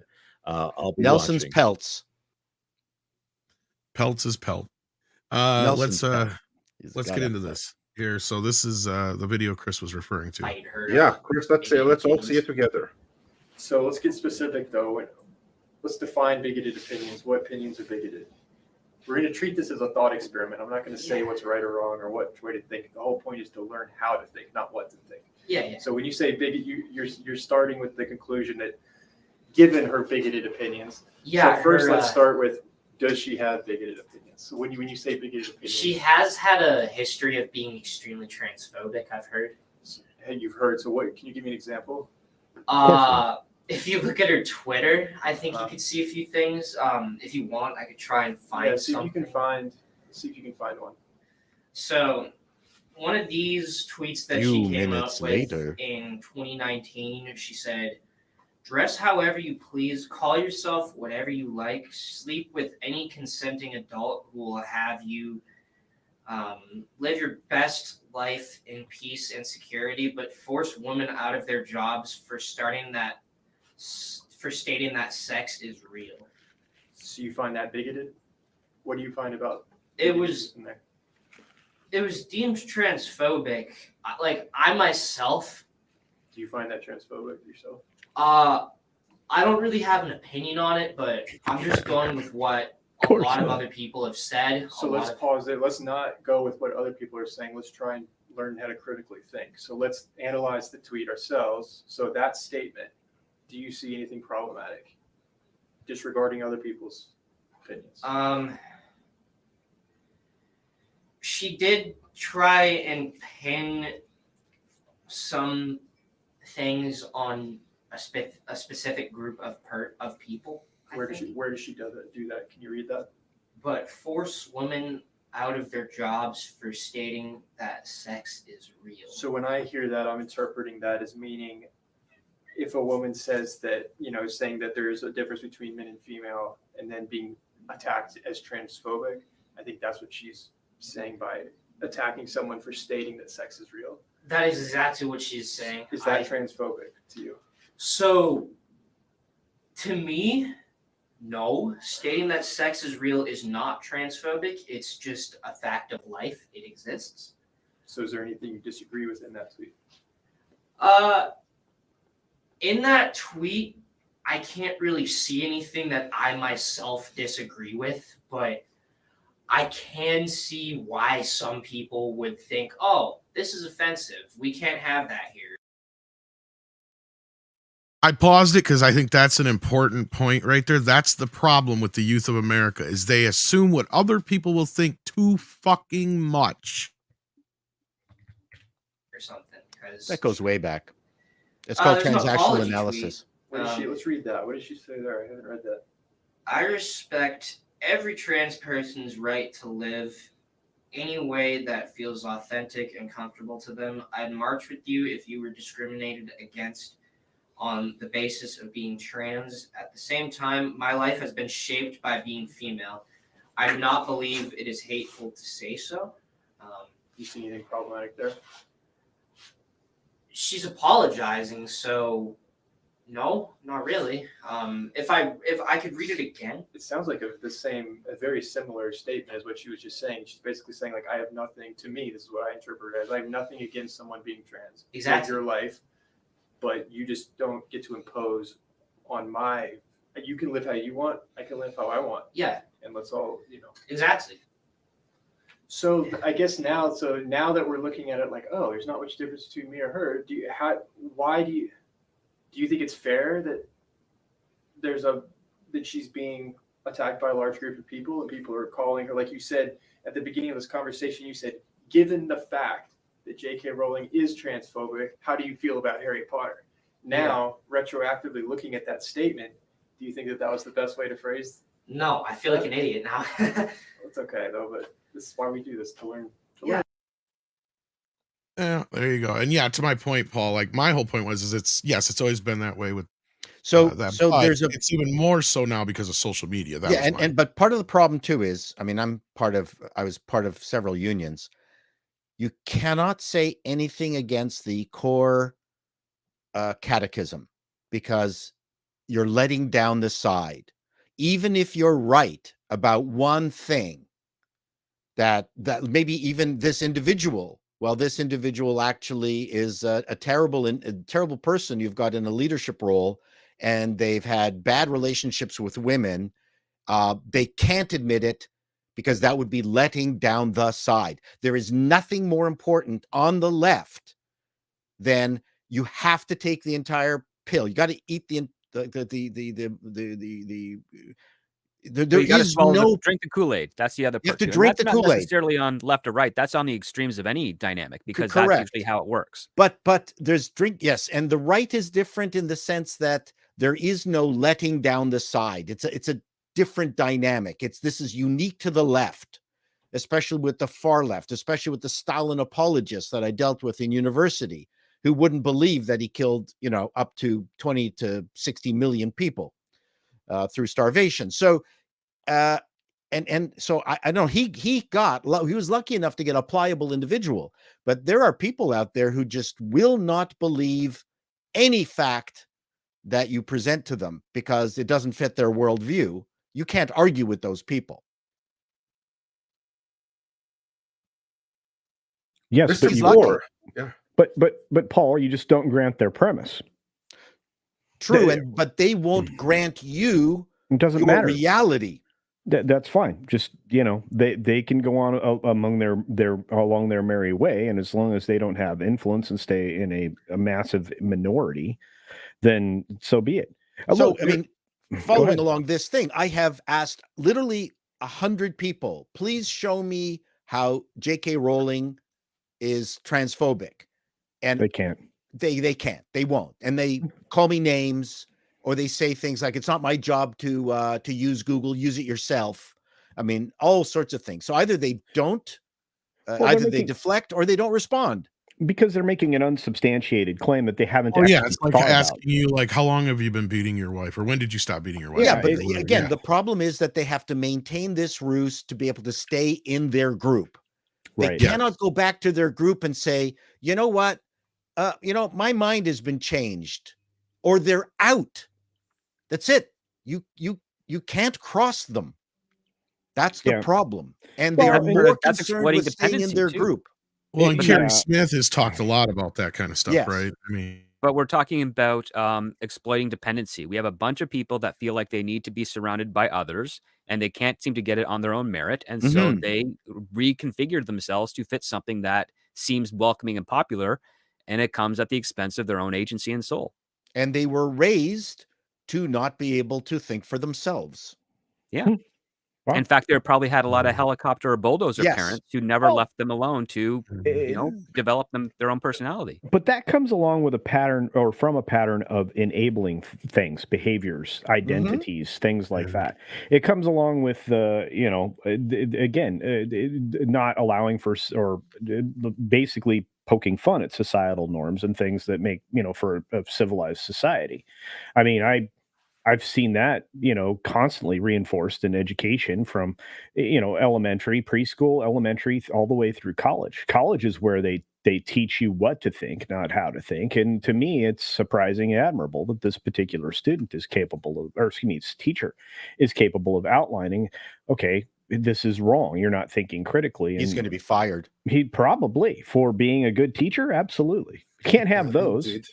We are about to lose Mr. Gore Chris, here. So, I want to hear your thoughts on this. On the super chat? Well, first on the video, and then you can jump to the super chat. Yeah. The video is brilliant. That professor showed much more patience than I probably would have. But I think it also shows maybe another approach. Look, you can drop a funny meme and you can troll someone when they are stupid online, but if you actually take the time to walk people who are open-minded enough, at least to have a respectful conversation, I feel like that is the thing that is completely lost, is just the ability to have the conversation itself, just to begin one. And the fact that that student was at least open-minded to talking was great. So it's literally a 4-minute masterclass in how to get someone to think for themselves. I just always make the assumption that people's brains work the same way that I do, because I've always, question everything is just a mantra I grew up with. So, so to see that happen in real time, there's a new generation that we're not given critical thinking skills, or even simple think for yourself skills. And maybe it's lazy, or it's, again, midget-minded, small-minded, or people that watch the news and just accept it for what it is. I think you get more accurate news about the United States from outside the United States. We are, approaching becoming as propagandized a society as China. That's where America is right now, that there's a whole world that we don't see. And there are facts. We have seen it in real time, where events that occur on the national news are completely perverted or divorced from the facts. And you can only point to so many incidences that are just glaring, to where you begin to question, what are we being fed? It's really sad to see. And this whole narrative about J.K. Rowling being transphobic, and then the awful, awful thing that Daniel Radcliffe and some of those actors turned their back on her. F you. You would not exist. You're a child actor. You got on the franchise, and lucky for you, built a career so you could go off and do other things. And the fact that the woman who created it, and I admire J.K. Rowling. She gives no Fs. She's a strong woman, very successful, and earned it all. From where I sit, and she made something a generation of people love. I also think that these people are in the minority. She made the last major franchise. Yes, the last major franchise, which I fully expected to get destroyed when the new series appears on Max, which my understanding is each season will be one book. So, which makes sense. That makes sense. But so It's already, they're kicking it off. This is going to be 7 seasons. I don't know. Are you going to have the same cast? Because it's probably going to be at least a year between seasons. That is going to be a huge challenge to pull that off well. Well, I think they can pull it off in a sense that each book is like a year of the school, so you have like a small break in between. I think it'll run like Cobra Kai did, as long as they were able to keep chucking them out there. When you have those bigger gaps is when you have a problem. As long as they can keep it going, I think they'll be fine. But no, I think what you're kind of speaking to more so, Chris, and especially coming as a father, I think you get what I'm saying. The biggest problem with this critical thinking thing, or being able to think for yourself, it's rooted in school. Right. Yeah. The problem starts in the actual like elementary type school level, because no longer are they teaching kids how to think critically. It's to memorize things. It's to look it up. Like we used to joke about, using a calculator when we were kids. Like now you not only have a calculator in your hand at all times, you have every answer to everything in the world. Right. Like I used to give my kid shit because he'd ask me a question and be like, you know what? I would ask mom a question, your grandma, and she would tell me to go look it up in the encyclopedia. You got the answer right there in your hand, I'd tell him.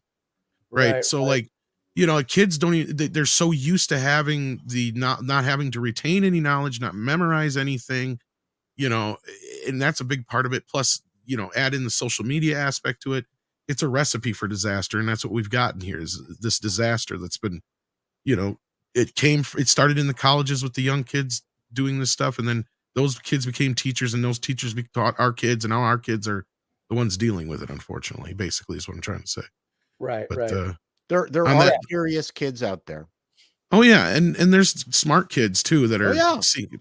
But we're creating a problem, and you broached this earlier, and that is that we have a lot of kids now that are being raised in this shit, and it's creating a new generation of, bigotry and racism, because they're sick and tired of this shit being shoved down their throat and being called so many names all the time. They're not aware that a lot of what they're hearing is BS. And I really think it's like a superpower. If you're raising kids, the best thing you can do, the best gift you can give them, is to get them to become regular readers, where they read books. I don't mean the internet, I mean books. I was just at the Rare Books LA show yesterday. I'm going to be posting photos on my Instagram and Twitter, so follow me there at that Chris Gore. But oh my God. First of all, I realized I'm walking through, and I'm there with my daughter. She's an adult. We're walking through, we're loving it. There's like all these rare books that she read when she was a kid. And I realized I've read a lot of freaking books and series.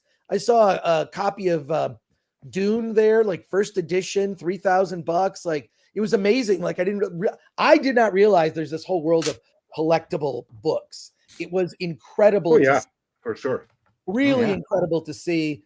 And that would just, I have to credit my mom, who just created a habit where, read a book, read this. Did your parents read to you when you were little? Yes. And I read to my kids.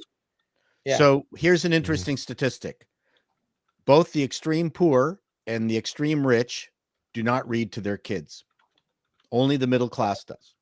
Oh, wow. That's interesting. It's a very interesting statistic. It's very powerful and ties a lot of the middle class together. It's cheap entertainment. I know. So Mark K sent in $5. He said, speaking of dumb, ask Chris Gore saw the struggle session video footage on the Film Threat channel. It is embodiment of zero creativity.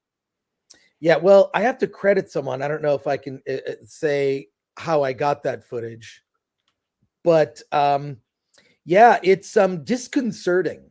Yes, because what you're seeing is this is a closed writers group and you've got these young writers that are mentoring up and coming writers who've done nothing, and they're getting bad advice. They're not getting advice from seasoned professionals with deep list of credits. I think we could only find 3 of the writers on that stream actually had credits, and each of them had like 1 credit.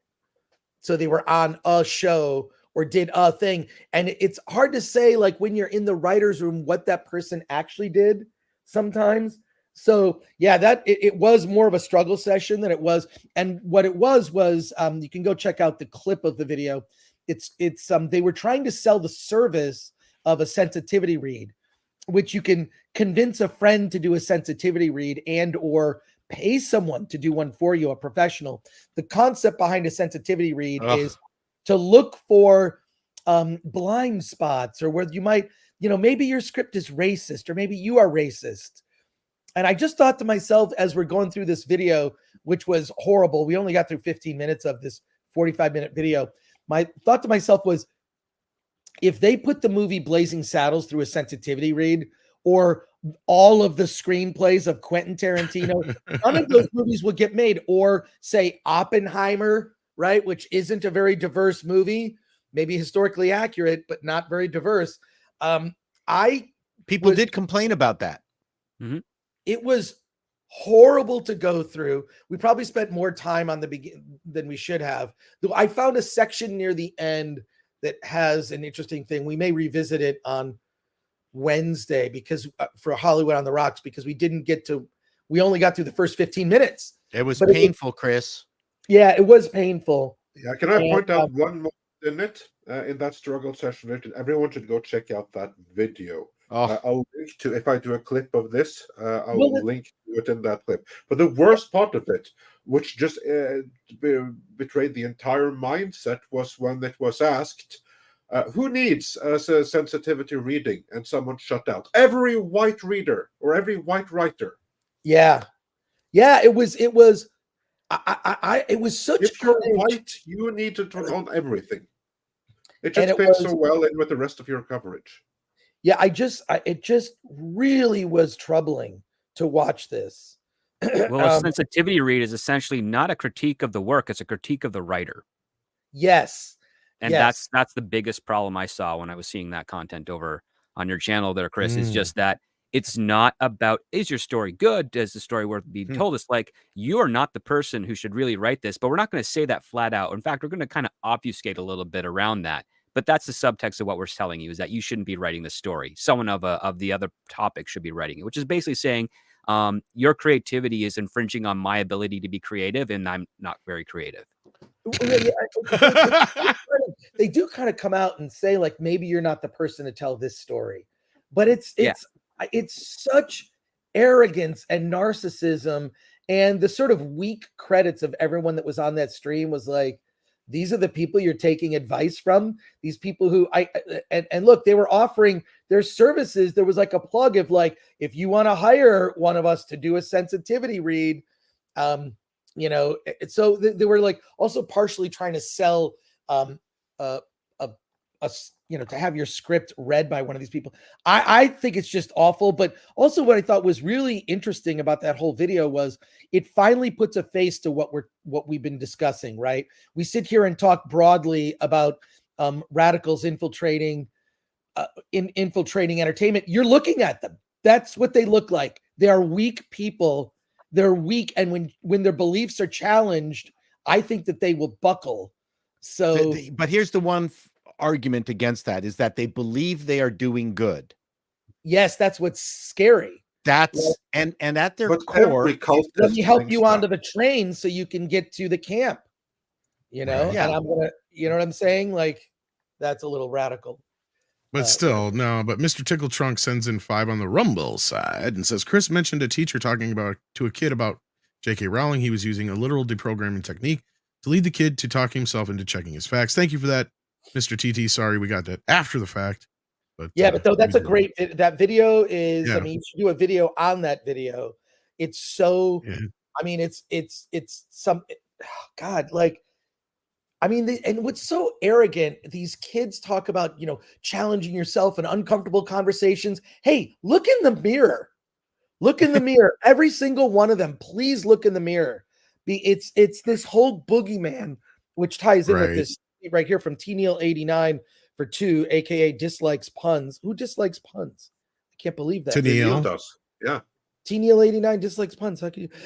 Alt-right may as well be called cooties. It's ridiculous. But when this guy that I've known for years, I'm at a screening, said this alt-right, he was trying to convince me you shouldn't be hanging out with certain people on YouTube. One, I'm an adult that can take care of myself.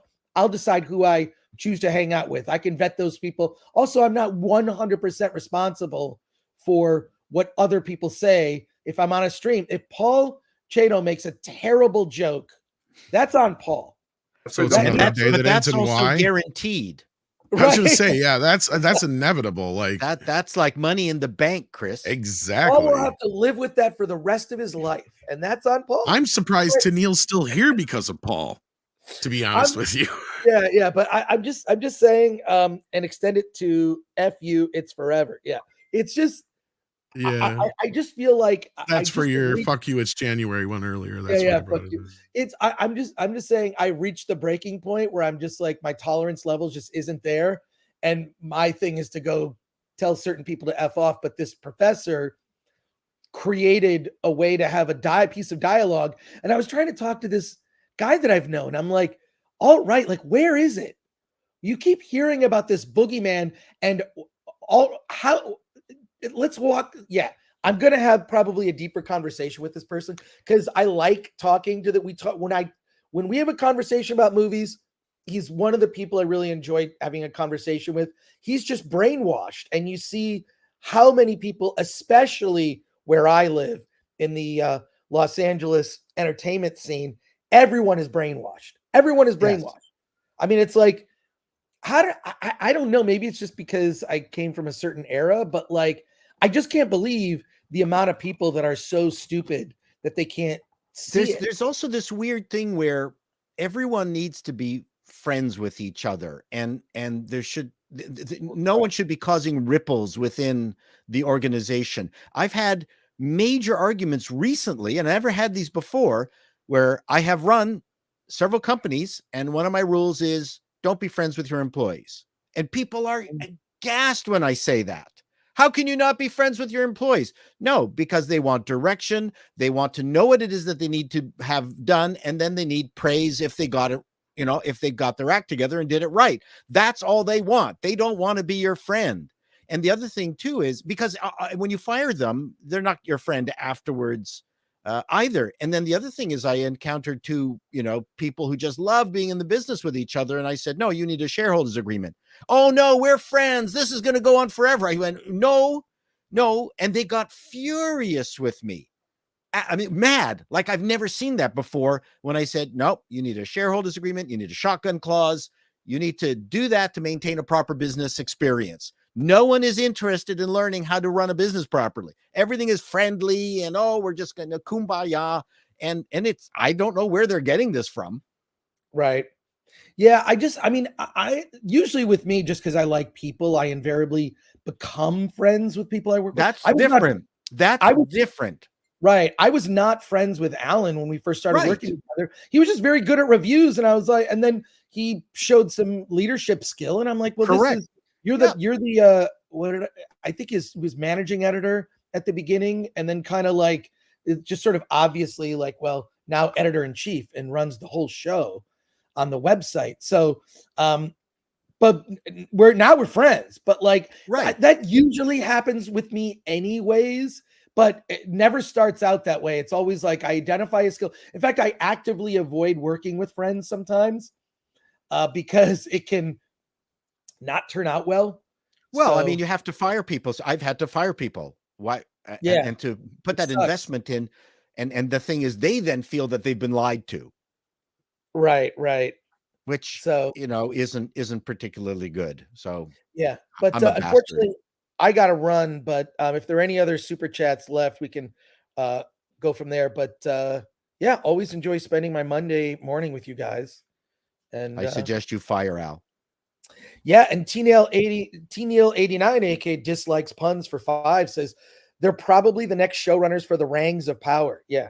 Well, there's a weird this is the thing is, and this is what I've discovered in the entertainment industry. It's a lot of I got hired in this position. Now I'm in a position to bring on my friends who all think like me. And that's where this rot has taken place. Is the only new people being brought in are people who all think 100% alike. Right. Yes. And what you find is that there's a bunch of people who love being in charge, but they don't know how to lead. Yes. Oh no, that's huge. One of the things that I saw in 2016 when I got to meet the writers' room of The Flash is that they're all different looking people, but they all have the same brain. So there's no diversity in that room at all. and it was shocking. And Chris, I just checked out the private writers group online with regards to their consulting packages. They charge 3 times what I charge, and they're hacks. Yes, I have like $100 like consultation where I read your script and give you a little talk about it. They have $289 for the same thing. And it's the fact that people are going into this. Like, this is why I charge cheap, is because that's exploitation. Wow. Well, look, first of all, I do think it's good to get someone to read your script and to get notes, actual notes, but from a professional. And that is something I would argue is worth paying for. That is 100% worth paying for. A sensitivity read is like a completely separate thing. So I don't know, man. It's, I just think it's really bad advice. And so many scripts. First of all, I think it'd be funny to pay that and actually send them the script to Blazing Saddles, but just put Blazing Saddles Part 2 on it in case and not tell them. They probably haven't even seen Blazing Saddles Part 1. That's what I'm saying. It's necessary. That's what I'm saying. So actually find the script for Blazing Saddles, put a different cover sheet on it, make it look like it's new in development, pay the fee. Think of the content you would get from it would be hilarious. Yeah, but no, that's one of my favorite types of videos you see out there is people reacting to watching Blazing Saddles. Like, because it's brilliant. I mean, it's freaking written by Richard Pryor and Mel Brooks, you know? Anyways, hey, that would be hilarious to get a bunch of older scripts and see how they would react to these. I think that's a brilliant idea. They would get terrible reaction. Anyways, hey, have a great rest of your week, gentlemen. I'll be back. See you next Monday. And take care. And thank you for this. And then Rambam said this was for you, I believe, 5 pounds. Talking about collectible books, there's a very good channel called Library Ladder. He just wanted to know about. I'm going to subscribe to it now. Thank you for the recommendation. Take care, everyone. Later. Thanks for joining us. Peace. Take care. I think the sensitivity readers would freak out if they read any Vonnegut. Anything, really. They would be upset with like Harrison Bergeron for sure. Oh, for sure. That's not. But I think the hilarity of it would be to find the ones that don't even recognize the shit that has already been done. That's what I'm saying. Like, that'd be even the funnier part of it all. And then we got Stian. You know what? I would write a script, Hitler at Home, and then just to send it in and see their minds explode.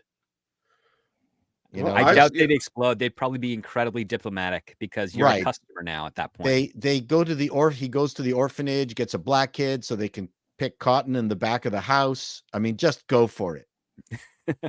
Just make the most offensive thing. I don't even know that these people would even know who the details of who Hitler is other than the slur. Yes. Because these are so historyless. Yeah. They're just slurs. Now Hitler is just a slur. Yeah. I'm like, oh, that's a person? He's a Nazi. He's a Nazi. Yeah. Which again, they don't know what is probably most of them. I've been accused of that. All right. Stian Mondstadt has been here for 18 months. Thank you for that, Stian. Then we got Corrine here who sends in $9.99 and says, yeah, only YouTube and independent journals have been reporting that farmers were rioting for almost a year and a half now. 2 years ago was New Zealanders, and they kicked out their a-hole PM. Yep. Jacinda. Oh. Yeah. Jacinda really took a nosedive. Yeah. In popularity. Yeah. Well, I mean, once it was revealed that basically, you know, the way to get rid of people is to starve them to death. Yeah. Well, she was mean. Holy smokes. Not a nice person. Pretty horrible. Tennille sends in another 10. Thank you so much, by the way, for all the support this morning. Says, I guess Iger made too many enemies, but had nothing but bluster to back himself up. I believe the phrase big mouth, no balls, karma tends to collect its due. Cue the Nelson Muntz. Haha. Yeah. Yeah. No, a Texan would say all hat, no cattle. Yep. Here up in Alberta, we say all hat, no cow. And then we got Zephyr, who's been here for 20. It's a great. I love that phrase. Yep. Which also describes Filoni. Yes. Yes. Although he is full of crap. So. All wolf, no pack. That's a good one too. Yeah. For Filoni baloney.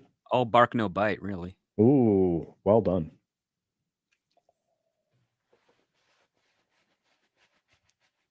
So we got Zephyr, member for 27 months. There, I got it done. Yeah, well done. Thanks for being here, Zephyr. Yeah. And to Neil, 89 I think says we got another this one. $2 and extended to, yeah, we got this one too. So, yeah, thanks. And Searchy87 says for $2, Tom, say something nice about Black History Month.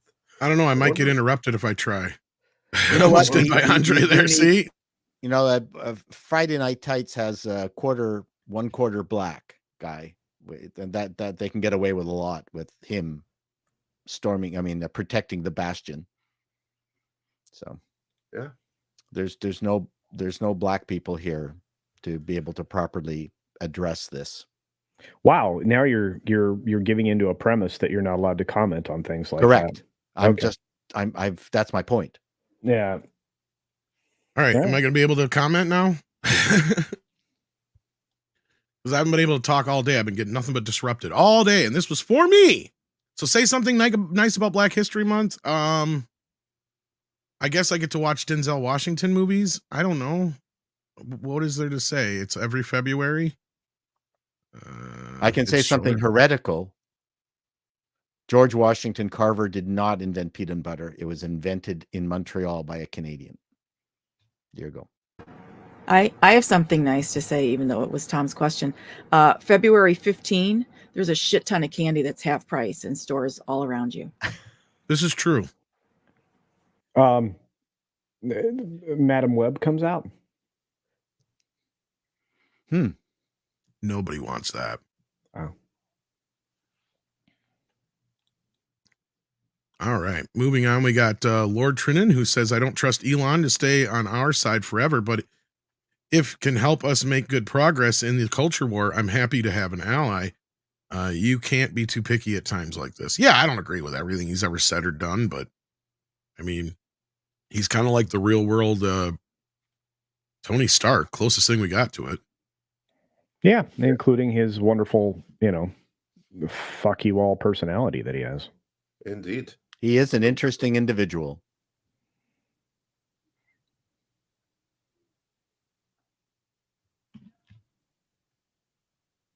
Have not seen it yet. Neither Do I have to? Yummy Bliss says for $5, out of topic, what do you guys think about Has Been Hotel Buzzy? Not seen it, so I can't comment. I've heard that the musical numbers are fantastic, though. Isn't that anime? Because I kind of had this set aside. It's animated. It's animated, yeah. Okay. It is indeed animated. Redstone stock is cheaper than a condom, says for 14 Zambonian. I don't know. What is it, Andre? Give me a second. Zimbabwe's. No, it's a South African rand. Yeah. Peltz ends up on board. How long Iger in place? Oof. Oh, because there's too many other Iger board. Iger rights. Yeah. Remember, the board is corrupt right now. They don't have to actually add anyone they don't want right now, even if there is someone who has 10 to 12% of the stock. Yeah, they're all handpicked. Yeah, and I appreciate your Zardoz dollars, by the way. Waddle D's Nuts has been a member for 11 months and says, glad I got to tune in. So if Musk bought Disney, could he investigate any possible FTX shenanigans the Walt Disney Company might have participated in? He could, yes. You could open it up, but you're more likely going to find that on the personal side of these staff than you are on corporate assets, I think. Oh, okay. Let's break this down. Because I've been wanting to say this all day and didn't get a chance. Welcome back, Tom. There's something called the 5% rule. When you are an investor and you go into this plan to acquire massive amounts of stock, once you reach 5%, you have to file that you have that much stock. Every time you make another block, and I'm not sure what exactly the schedule is. I think it's like Schedule 13 something that you have to file a D or a G or something. But anyway, you have to let the company know or let the world know that you're acquiring that much stock. It's the 5% rule. Above that, disclosures have to be made. And so it's not going to be a surprise if Elon jumps in. The thing is he only going to buy 5%, 9%, 19%, 20%? There's only, let's say, 1.88 billion shares outstanding for the Walt Disney Company right now. And again, that's an estimate on my part. I'm not sure what it'll be close of market. I'm not sure what the market cap will be at that time. But let's say that he recognizes that he's going to have to pay a premium, just like he did with Twitter, which is exorbitantly over what he has to do to acquire that much of a percentage of the company. If you were to just say, I'm going to buy the whole company, but he's not going to do that. But let's say, because as he makes purchases, the price is going to go up. So right now, if he was going to try to acquire 51%, which would be the safe, effective ownership essentially of the company that would allow him complete autonomy to put whatever slate he wanted on there and everything else, he would spend over 125 billion would be my guess. It probably could be higher than that, 150 billion. And these are just back of the napkin numbers, just to acquire it. He's not going to do that with his own money. He's going to do it with other people's money and with some friends, like we mentioned before, Peter Thiel.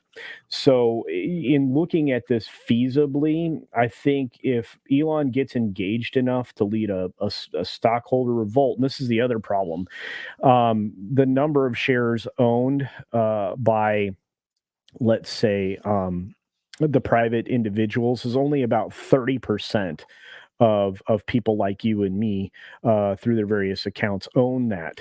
Everything else is owned by funds like Vanguard and all of those wonderful creatures out there, BlackRock, Blackstone, et cetera, State Street, and now obviously Trian Group, to a lesser effect, et cetera. But when you start to be that influential and you get people throwing their hat in the ring with you, you may not necessarily have to acquire all 51%. You just have to acquire enough proxy plus whatever you own, which is what Nelson Peltz has been trying to do. So I don't see, as much as I'd like for Elon to go in there and acquire 51% of the company. First of all, he won't. And second of all, he doesn't have to.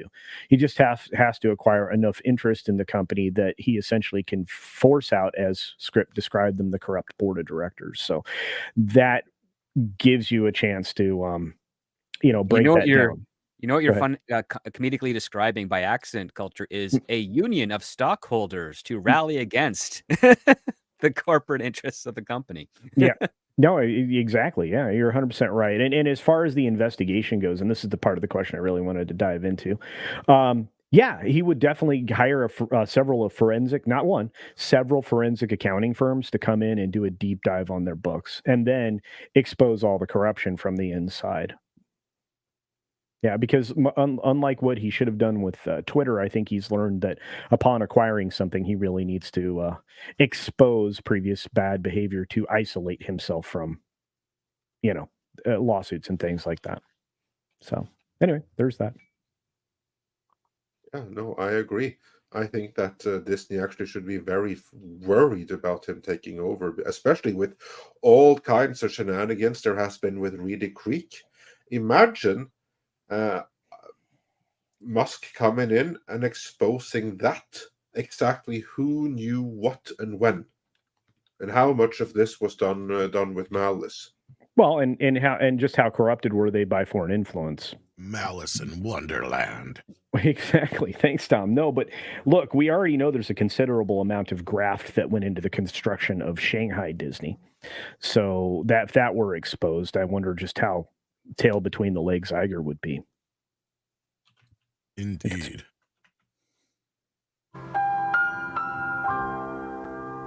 The more Tom knows.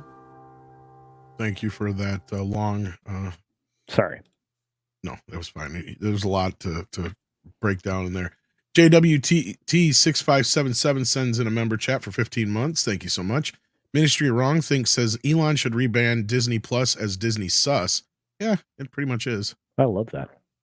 Japanese Demon Lord Aber Lucifer, if I'm saying that right, sends in 5, says Elon is dipping his toe into stream shows on X this spring. Apparently, he's got some streaming rights to a few anime. The show Kaiju 8 is the first. Yeah, he's encouraging people to stream on X as well. Yeah. Well, he's paying, but I haven't reached the threshold. The threshold yet to be able to get monetized. I think you and I need 10K followers? No, you it's don't. not. No, No, you it's need a few million interactions. Yes, I it's was the gonna say, I interactions get that paid. I'm short of. You get paid on Twitter? I do. Yep. Oh, I'd like to get paid on Twitter. And in fact, I'm still ahead, I think, too, quite a bit.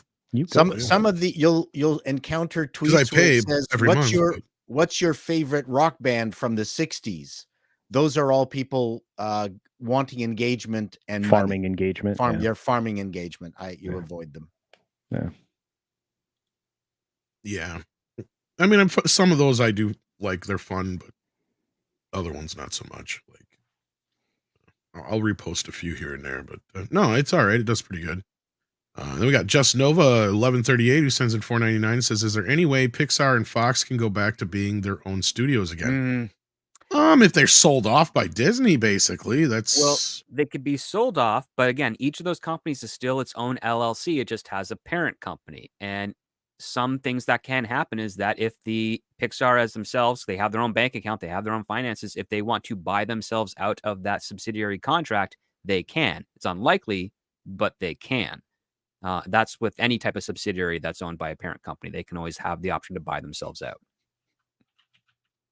Isn't that kind of related to the whole deal like you were talking about before, Script? I'm sure you're going to have to correct me, but like the way the original Marvel deal worked, like it was just a distribution deal, basically, but the way it was kind of worded or set up in a way that Disney was the only one they could distribute movies through, basically, and that was it.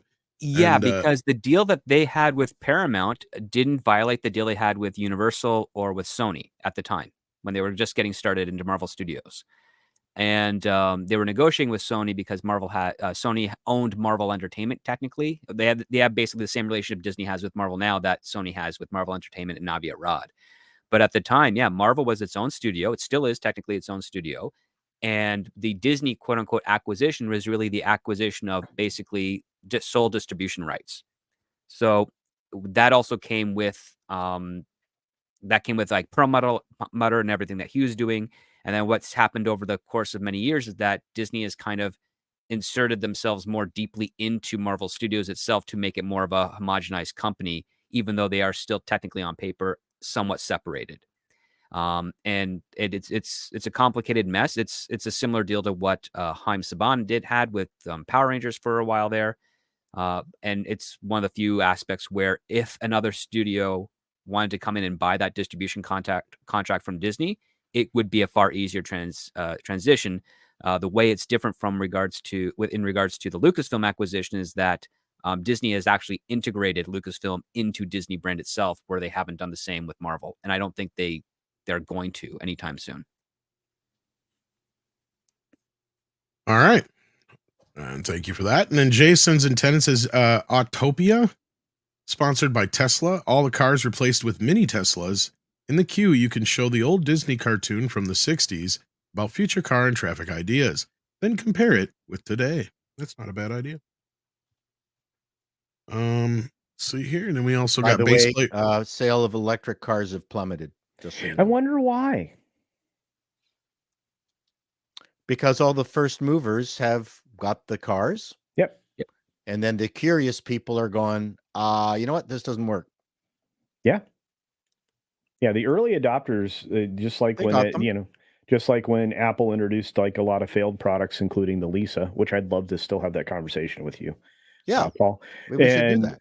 And when we've had other things enter the market like Google Glass and garbage like that, the early adopters always get punished. Because I wouldn't call it garbage. I would say that stuff is attempted and things fail.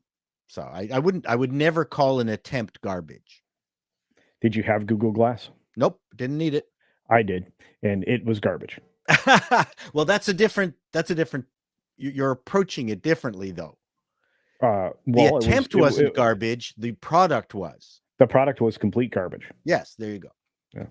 But people should always be attempting. You companies and individuals, in fact, need you need to try to put yourself out of business because someone else will. If you don't put yourself out of business, someone else will, which Apple has been very good about, coming up. Well, they used to be good with coming up with innovative products. Yeah, the Vision Pro, what they're trying to do with it is asinine, in my opinion. Yeah, I think that's a toe in the water. That's it that will become a product 5 years from now. Yeah, it has some compelling things. Yeah, well, it's half of a used car if you want to own one of those. Well, in terms of its cost, yeah, but I mean, you're going to get people with money. In terms of its benefit, it's -0 if it's not going to be anything for 5 years. You know what? It's a funny thing. Apple had to introduce the MacBook Air, which was a monstrously expensive, hugely underpowered computer that they eventually got working. So is that right to inflict? But that's not version 1. No, but this is the one I had sitting next to me. Right. Yeah. But version 1 was not particularly usable. But I knew everyone in Hollywood got one. Well, the one product they released automatically that worked was the large 17-inch Pro when they released that laptop. and the iPod. The first iPod was a huge success. Yeah, it was. Yeah, but again, not a garbage product. So but no one intends to. It's like Hollywood too. It's a parallel. No one, even incompetent individuals, purposely make or intend to make garbage. Right.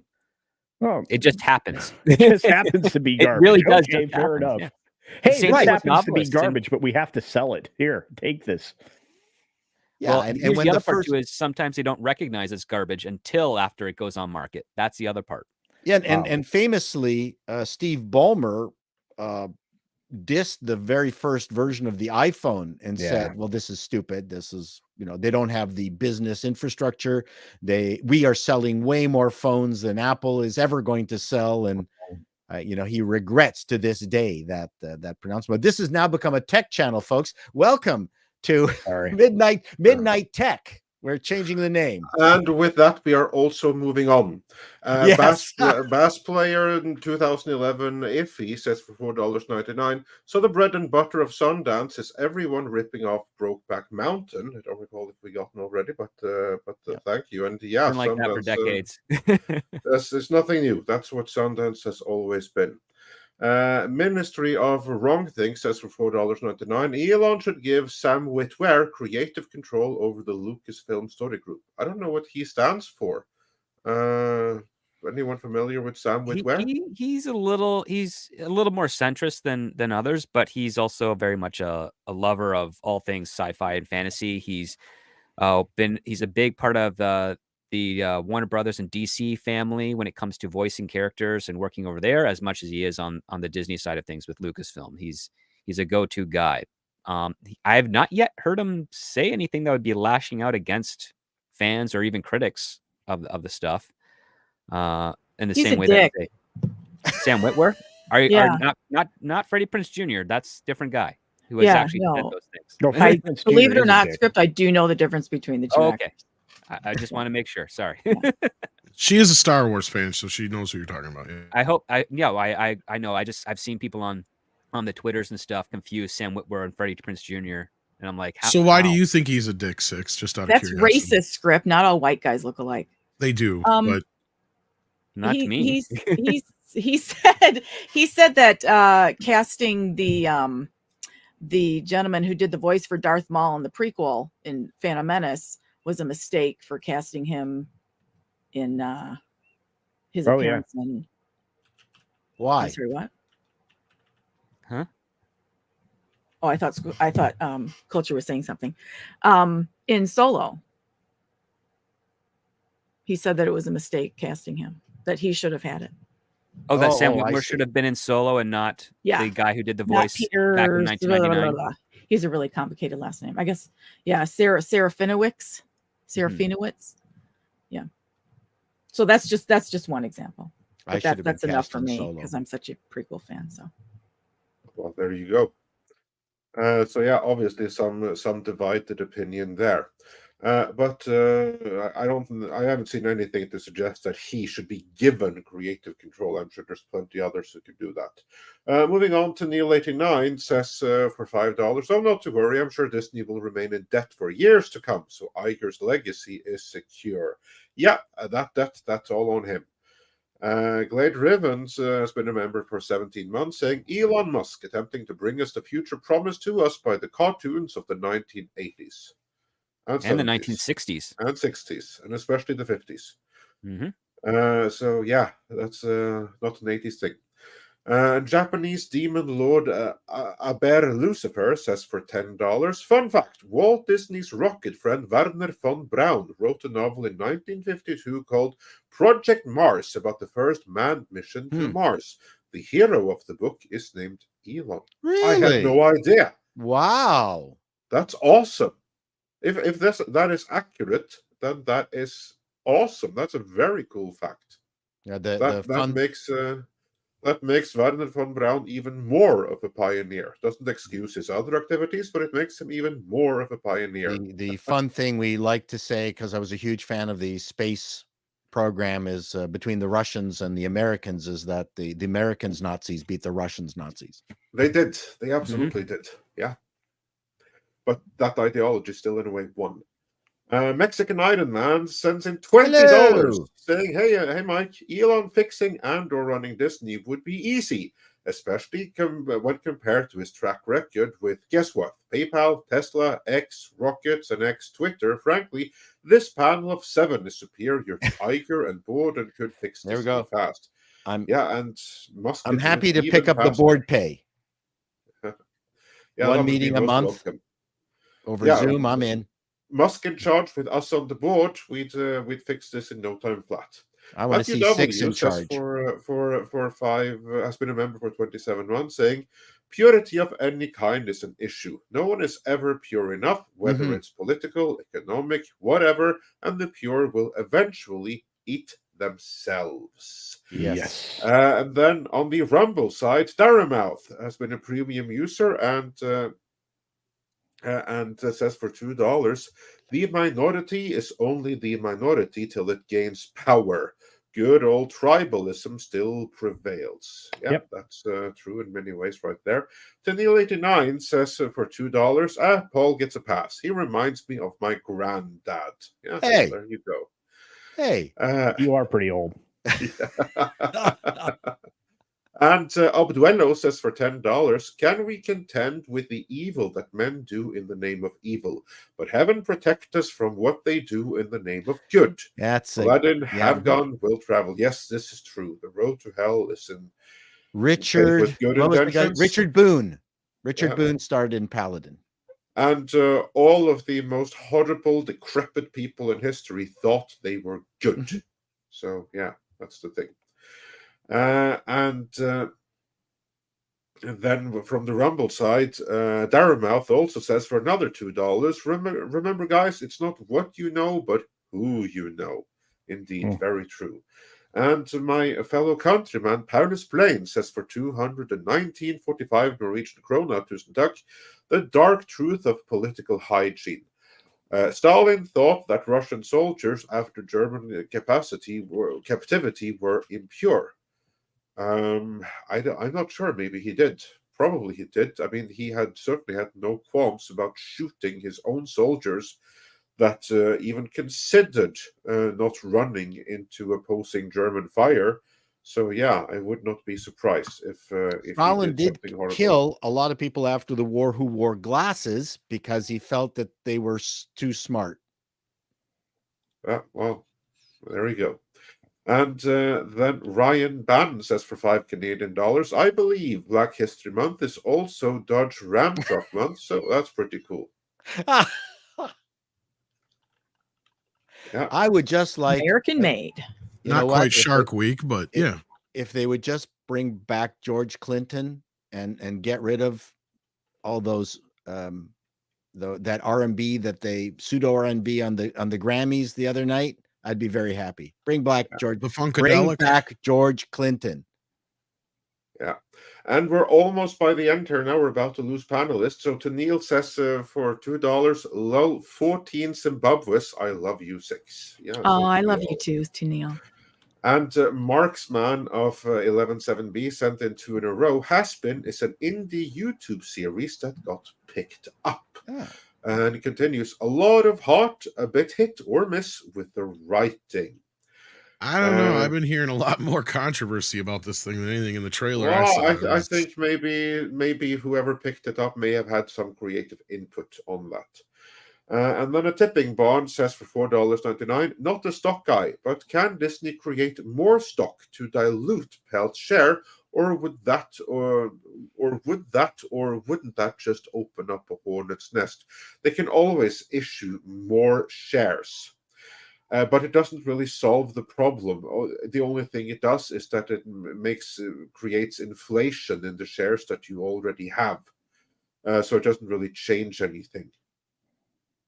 You see, like Nelson Peltz, yeah, they can make more shares, but someone's going to have to buy those shares. And then you still have the free market going your favor right there. So unless you were to make so much that all of Disney shareholders, current ones, suddenly have like 40% or something, and they issue like 60% new ones, but there you have some rules and limitations. Generally, that is not the way to defeat anything. Anyone wants to add anything to that? No, I think you're the guy that would know most about that. So, yeah. Well, and then a final one for today. Blasted Hatcher says for $10, I remember Freddie Prinze Jr.'s alleged fan rant. I know the shit, dog, because I talked to a guy who knows George Lucas, who knows a guy that knows George Lucas. Yeah, who taught me all about the Force, dog. He's the only person within Disney that claims that Filoni was the apprentice of George Lucas. You cannot find any record of it anywhere. He was the apprentice. Like a Jedi has an apprentice, dog. He's a dick, too. I was in Scooby-Doo, dog. We are finished for today. So I would like to say thanks to all the panelists. I'd like to say thanks to Chris Gore, to Jonas J. Campbell. Check out both their channels. Also, of course, check out Mr. Paul Chato. Where can people find you?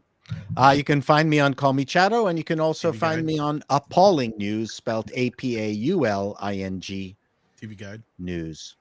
So you can find me there. Thank you for having me. TV Guide. And Culture Casino, where can people find you? You can find me on Culture Casino. Believe it or not, my channel is very easy to find, Culture Casino, and you can find it everywhere. On YouTube, I'm on Odyssey. It gives you 6 minutes daily. I do, which is, you know what? It takes twice the time to do it, like most old men. It was 15 minutes today. Oh, and Paul, Google Glass. Well, let's just do. Why did you spend so much money on that, dude? I hope you bought that. I was an early adopter of everything. That's why I can say garbage. Okay, that was let's idea. I'm going to get onto your show, and we're going to do a tech show. All tech. Show. All right. Tech nerds. Thanks, guys. Thanks, everybody. Starring Culture Casino and Paul Chato. Who else we got here? Script, what you got going on? I got my Patreon, and I've got the YouTube channel stuff going on here and there. I'm kind of bouncing back and forth a lot. You'll probably see me a little less over the coming weeks because I've got opportunities heading my way. So, but if you want to reach out, as always, just hit me up on Twitter at ScriptDoctorPhD, and check out my Saturday show, Scripts on Saturdays, where I review screenplays by real writers that are trying to get into Hollywood, not the stuff that we've been seeing on the film Threat recently. So with that, thanks so much for having me today. Sounds good. We always love having you here. Yeah. We should hopefully have Toxic Femme tonight. Go ahead, Andre. Yeah, fantastic. Yeah, so check back for Toxic Femininity later. And also special thanks to ActionCom for the time codes. And he also says, for $2, I'm the final one for the day. Indeed you are. Because with that, actually, we got one more. We got one more, actually, on the Rumble side. Oh. Not to be undone. Darmoose sends in $2, says, wait, 6 is here? Hello, nurse. There we go. There we go. And with that, it is time for some koalas in the rain. Saggy marsupials. If I can get to them. Well. Bye. Koalas in the rain, koalas in the rain. No fucks given,